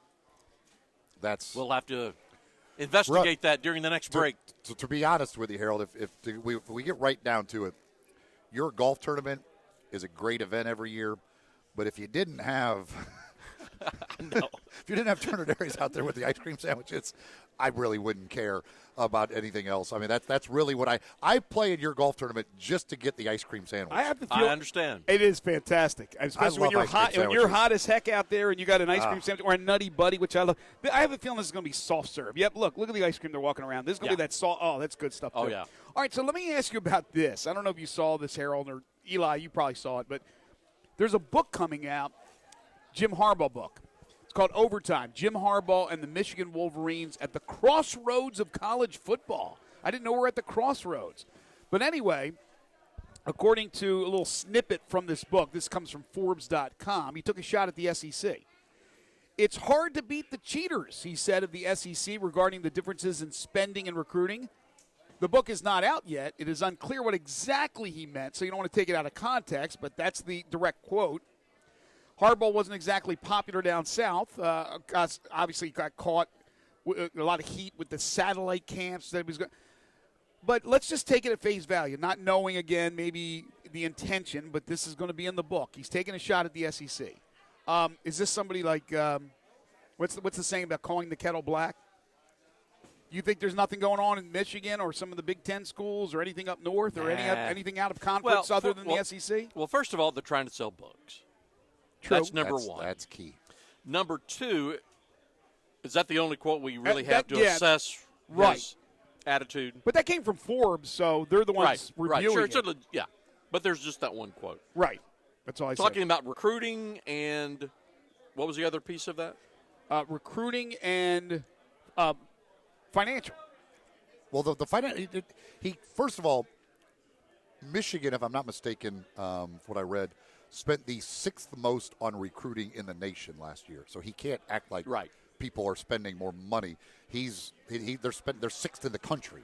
Yeah, I mean they all have gazillions they spent like $1.4 million on recruiting. I would say to split those two topics. One, you can't complain about or criticize somebody or an opponent or school in a different conference over recruiting budgets.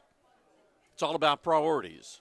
And you spend what you want to spend, and if you're spending less than the other guy, that's competition. Yeah. Now, insinuating, well, I guess he didn't insinuate. He used the word cheaters, right? Right, according to this. He flat out said. He flat out. Although he didn't say any schools, he just said it's hard to beat the cheaters. Right.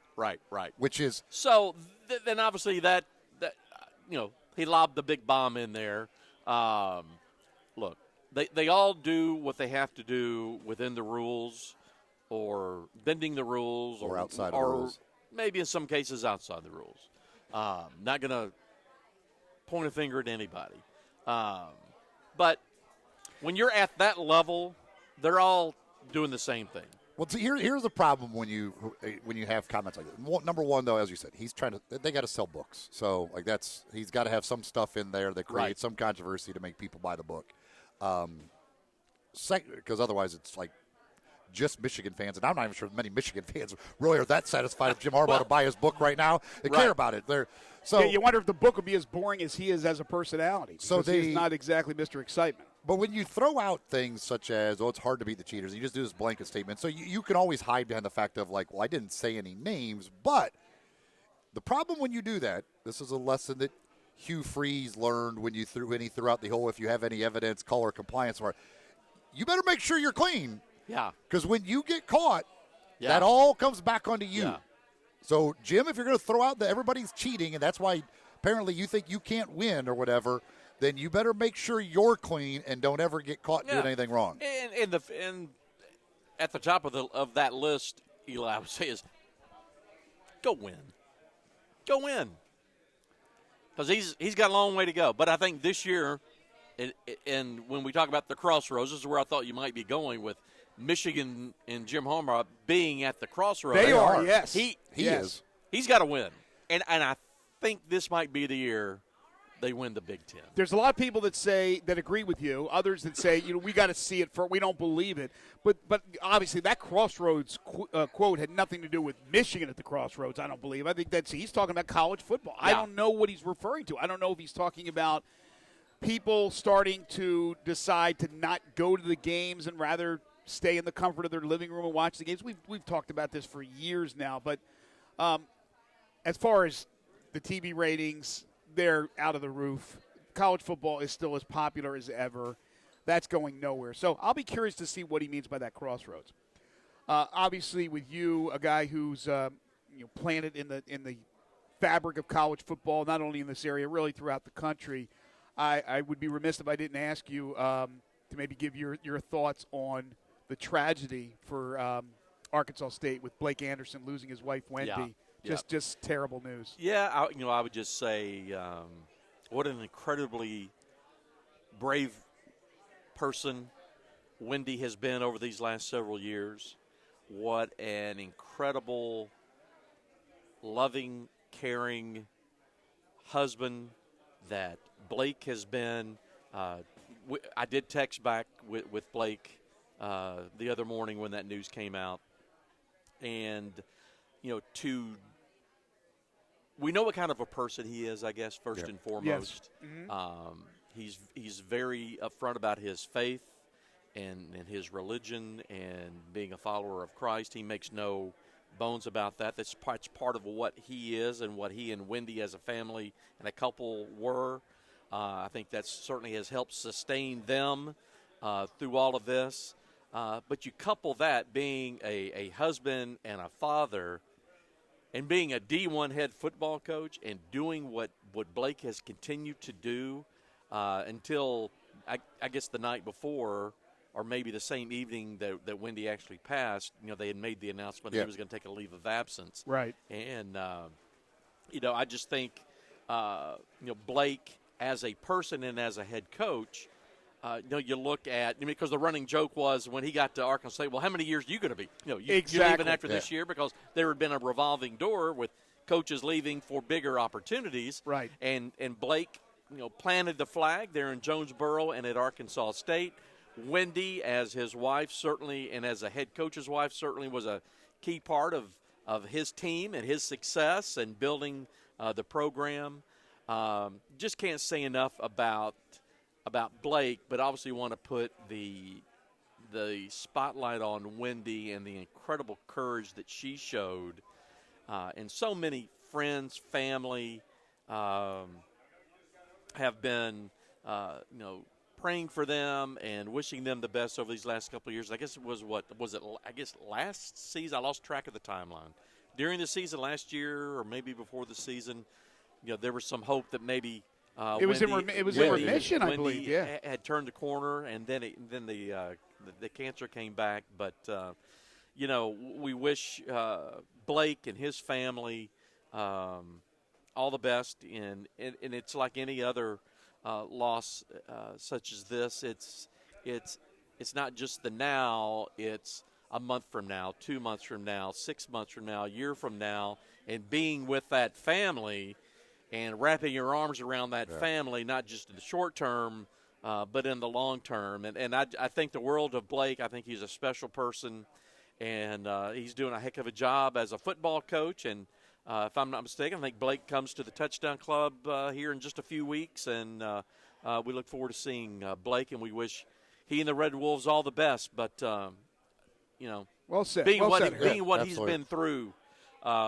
he's a special person.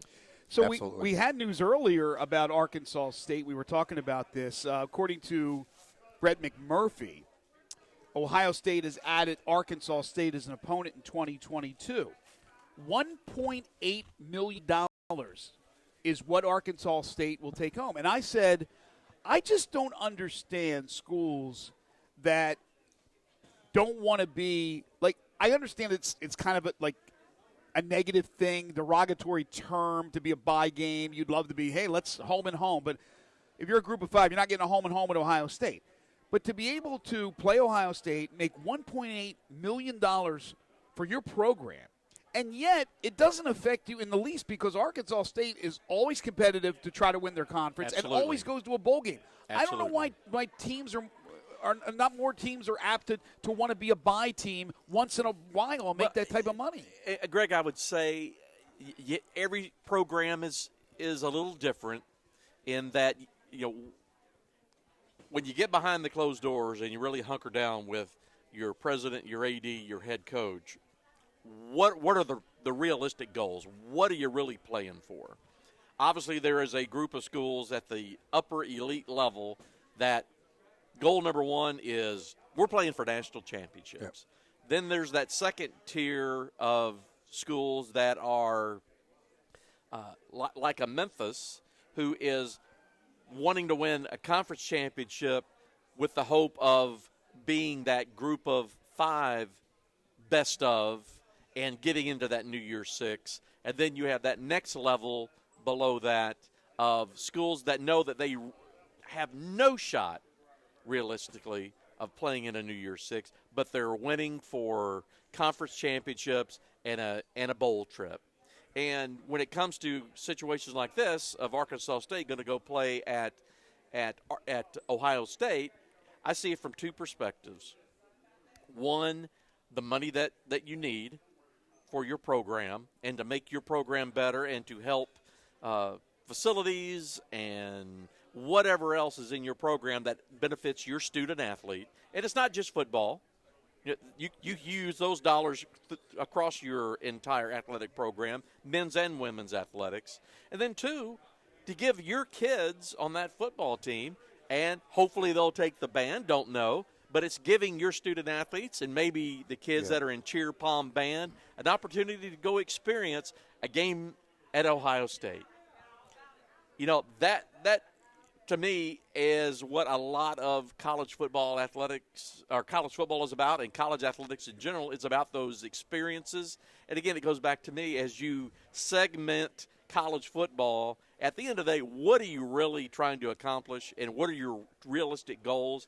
And in this situation, I would say it's, they want to win their league championship, go to a nice bowl game, have a great bowl experience. But situations like this, when you have the big payoff, what that means to not just the football program, but the entire athletic program, and again, to provide your team a great travel experience in a legendary setting.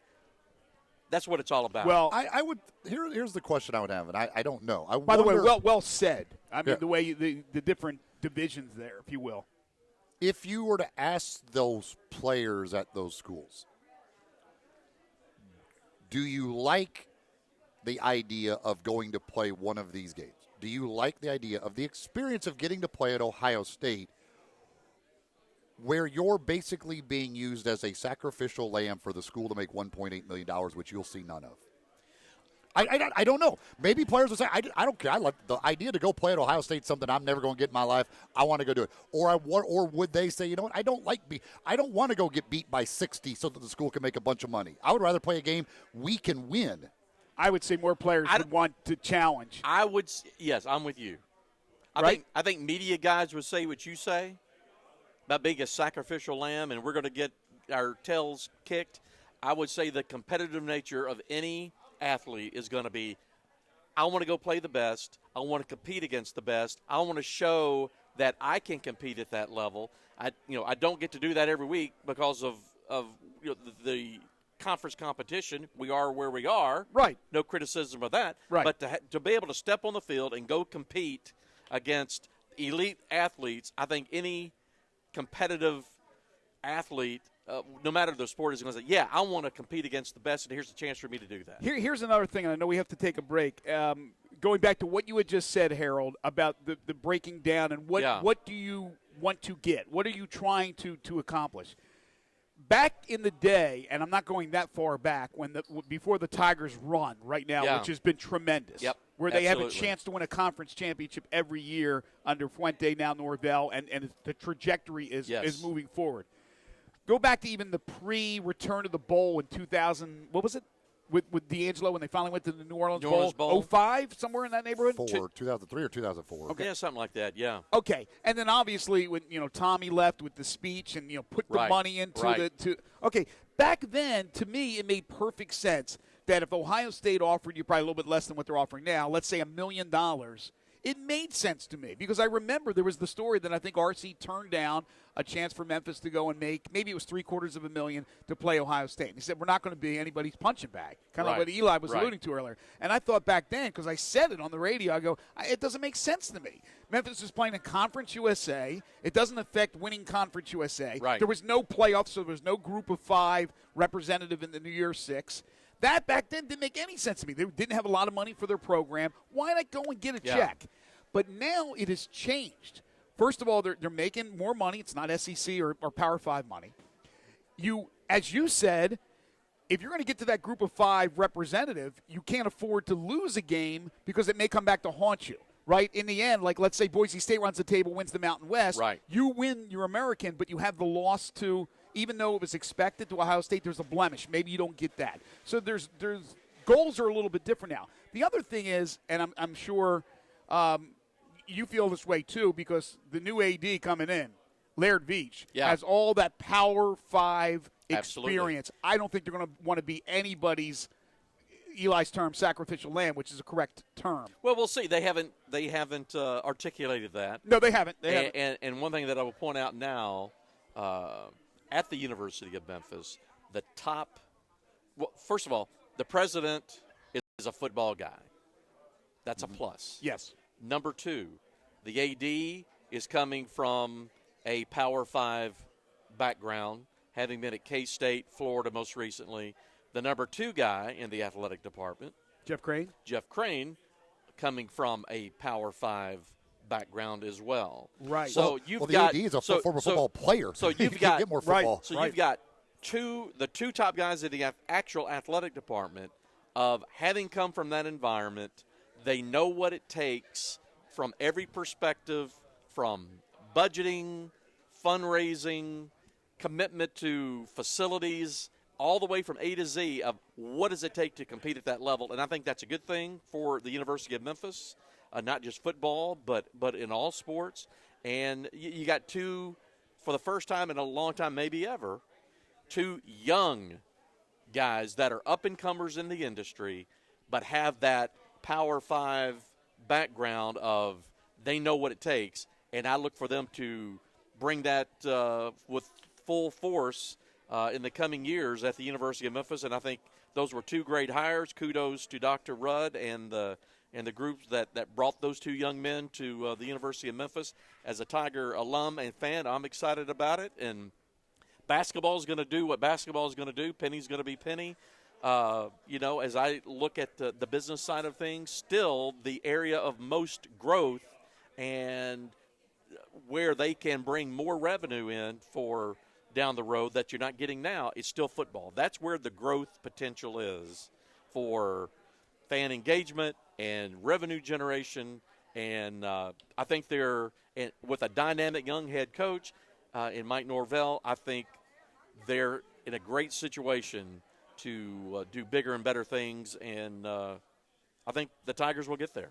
You are in mid-season form, my friend. Very good. Good stuff. I agree with you get a little catfish in Harold. He's ready Harold to go. Absolutely. All right. That's all you got to do is feed him some catfish, and Harold is ready to go. We will take a final timeout. We'll come back. We'll draw for our winners. A few final nuggets for you, a couple of things from Harold, and then we'll put a wrap on this very busy Thursday edition of Sports 56 Middays, again live from All-Star Chevrolet, 7240 Kraft Goodman Road in Olive Branch. This is Middays on Real Sports Talk, Sports 56, 96.1 and 87.7.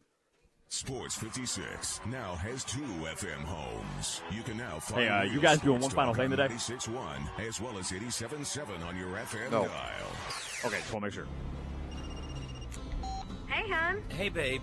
You know that skateboard? Oh, no. How bad? A sprain, maybe a break. We're headed to the... No, not the ER. Go to Campbell Clinic after hours in Germantown or South Haven. We don't have an appointment. You don't need one. With Campbell Clinic after hours, you can walk in, get treated, and get home. Okay, we're headed there now. Campbell Clinic Orthopedics, the official sports medicine provider for the Grizzlies, Redbirds, and Tigers. I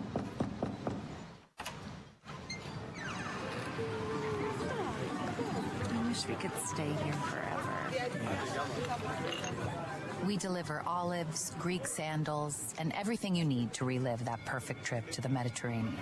But what you really get when FedEx knocks on your door is so much more. FedEx delivery. Memories.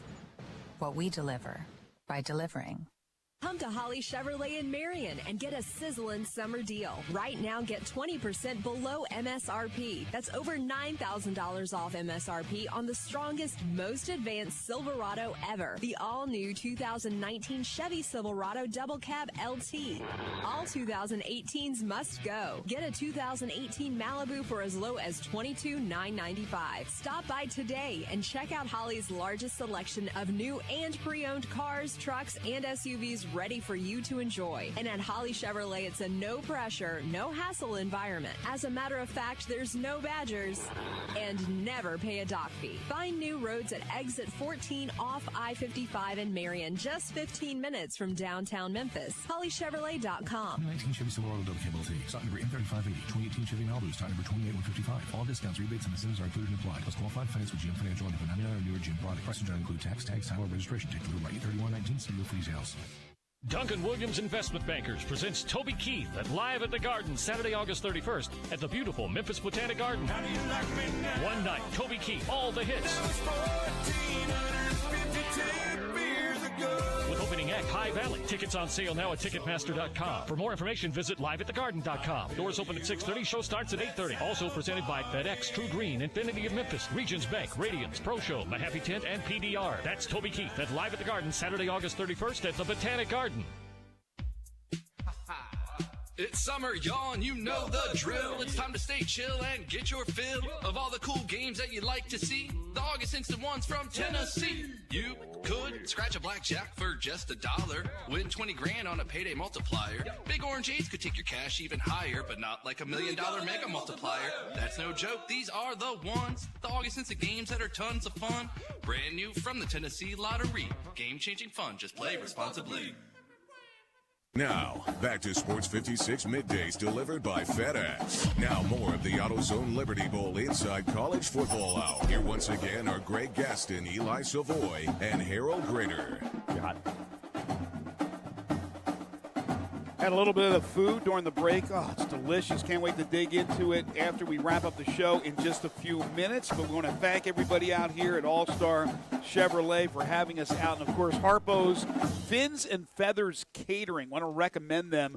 CateringCatfish.com is the website. Harpo'sCatering@gmail.com. Call Kathy at 662-812-3592. We can't thank them enough. We'll draw our winners here in just a second. Final thoughts from Harold, and then, of course, the old pluggeroo, if you will. It's never too early. Absolutely. But Ole Miss, Memphis. Yeah, we'll talk about a ton of it next week. But yeah, just kind of to tie in that opener for Ole Miss and Memphis to what we were just talking about, and people are debating should that series continue, and why does Ole Miss schedule Memphis, and that whole quagmire of questions. But as you look at the game this year and what it means for both programs, from the Ole Miss perspective, I would say, number one, they got to win it. Because goal number one is to get back to a bowl game. Right, and get to 6. And when you look at what they're putting on the field, and obviously with two new coordinators, that has changed the dynamics down there. And kudos to Matt Luke for bringing in two experienced guys to help his program. But from the Ole Miss perspective, it's how do you get to 6? I think that's it. It starts with winning against Memphis, because if you don't beat the Tigers, then you look at the rest of the year, and where do you find another win like that in conference? So I think it's very critical for Ole Miss to win those first two, get off to a 2-0 start, and then you got to go find get 4 more somewhere. From a Tiger perspective, it goes back to what we just touched on, I think, about can the Tigers, as they go into the season being the favorite in every game, can they deliver? Can they do that? Can they go undefeated? Can they win the American?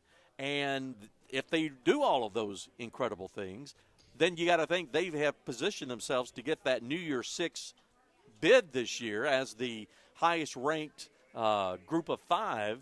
And, and that translates to what? I guess they're going to the Cotton Bowl this year, right? That's right. But if you lose to Ole Miss but do all those other things, is there a Boise or someone else who has a better resume?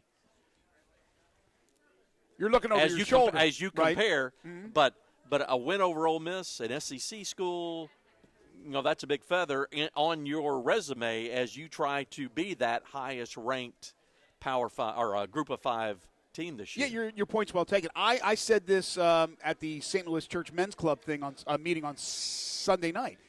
They asked, well, what about will the Tigers be that representative in the Cotton Bowl if they go undefeated? I said, I think there's no question in my mind. They run the table. They beat Ole Miss and win the American Conference Championship. They're in.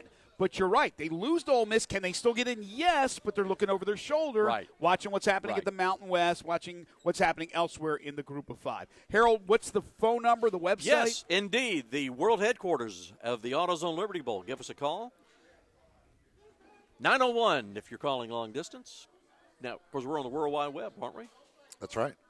901-795-7700. That's the number at the AutoZone Liberty Bowl, or go to AutoZoneLibertyBowl.org and check out the tickets there. Great seats available. Again, this year it's the 61st AutoZone Liberty Bowl, New Year's Eve afternoon, 2:45 kick. SEC Big 12 is going to be a big party, and we look forward to having all of you with us. And great way to wrap up the year and get your New Year's holiday going and rocking and rolling there on the afternoon of the 31st. And thanks for today, and looking forward to the college football season. It's going to be fun. We got the Pick 6 starting again next Thursday, so stay tuned for that. Harold will join us every Thursday for the AutoZone Liberty Bowl Inside College Football Hour. Our winners, the Ole Miss Arkansas tickets go to Clay Tucker. The golf at Audubon goes to George Wesky. Golf at Fox Meadows to Norman Dean. Avett Brothers tickets to Clark Hudson and Valerie Brown. The Backstreet Boys go to Jim Carroll. Jim Carroll. The Malco passes go to Gary Miller. And the $25 Red Hook Cajun Seafood certificate to Jonas Bari. All right. So congratulations to all of our winners here today. And again, thank you to Drew, all the folks here at All-Star Chevrolet, what they did today for the first responders. And most importantly, thank you to all of the first responders, those that came by, those that did not come by, all of the first responders out there. Thank you so much for what you do. Yeah, it was a great 3 hours. Really appreciate it. And, of course, if you weren't able to make it out here, we always appreciate you listening to the program. All your texts and calls are well appreciated as well. Thanks to Joe Theismann for joining us on the program today. Of course, Harold Grader, Tyler Springs. Remember that great deal going on with the Jackson Generals tonight. And Drew DePriest, the owner of All-Star Chevrolet. Back in studio tomorrow. John Varlas begins his weekly segment on high school football. Barrett Salee tomorrow, as he's always on Fridays. And Tony Madlock will join us for the Memphis Tigers basketball program. And I believe we're going to have another special surprise guest tomorrow. A special surprise guest. They're the best guests, the surprise guests. Plus 10 in a row, the game show that has swept the nation. It's all coming up tomorrow. Stay tuned. Johnny Radio's Happy Hour is coming up next. For Austin Eldridge, for Harold Grader, Eli Savoy, I'm Greg Gaston. Have a great day, everybody. Best I can tell, the world's gone to hell, and we're all going to miss it a lot. Where does he live? Atlanta. He's an Atlanta guy. A winner? Fox Meadows. Good stuff. Yes, let's see here. You did indeed. Let's see here.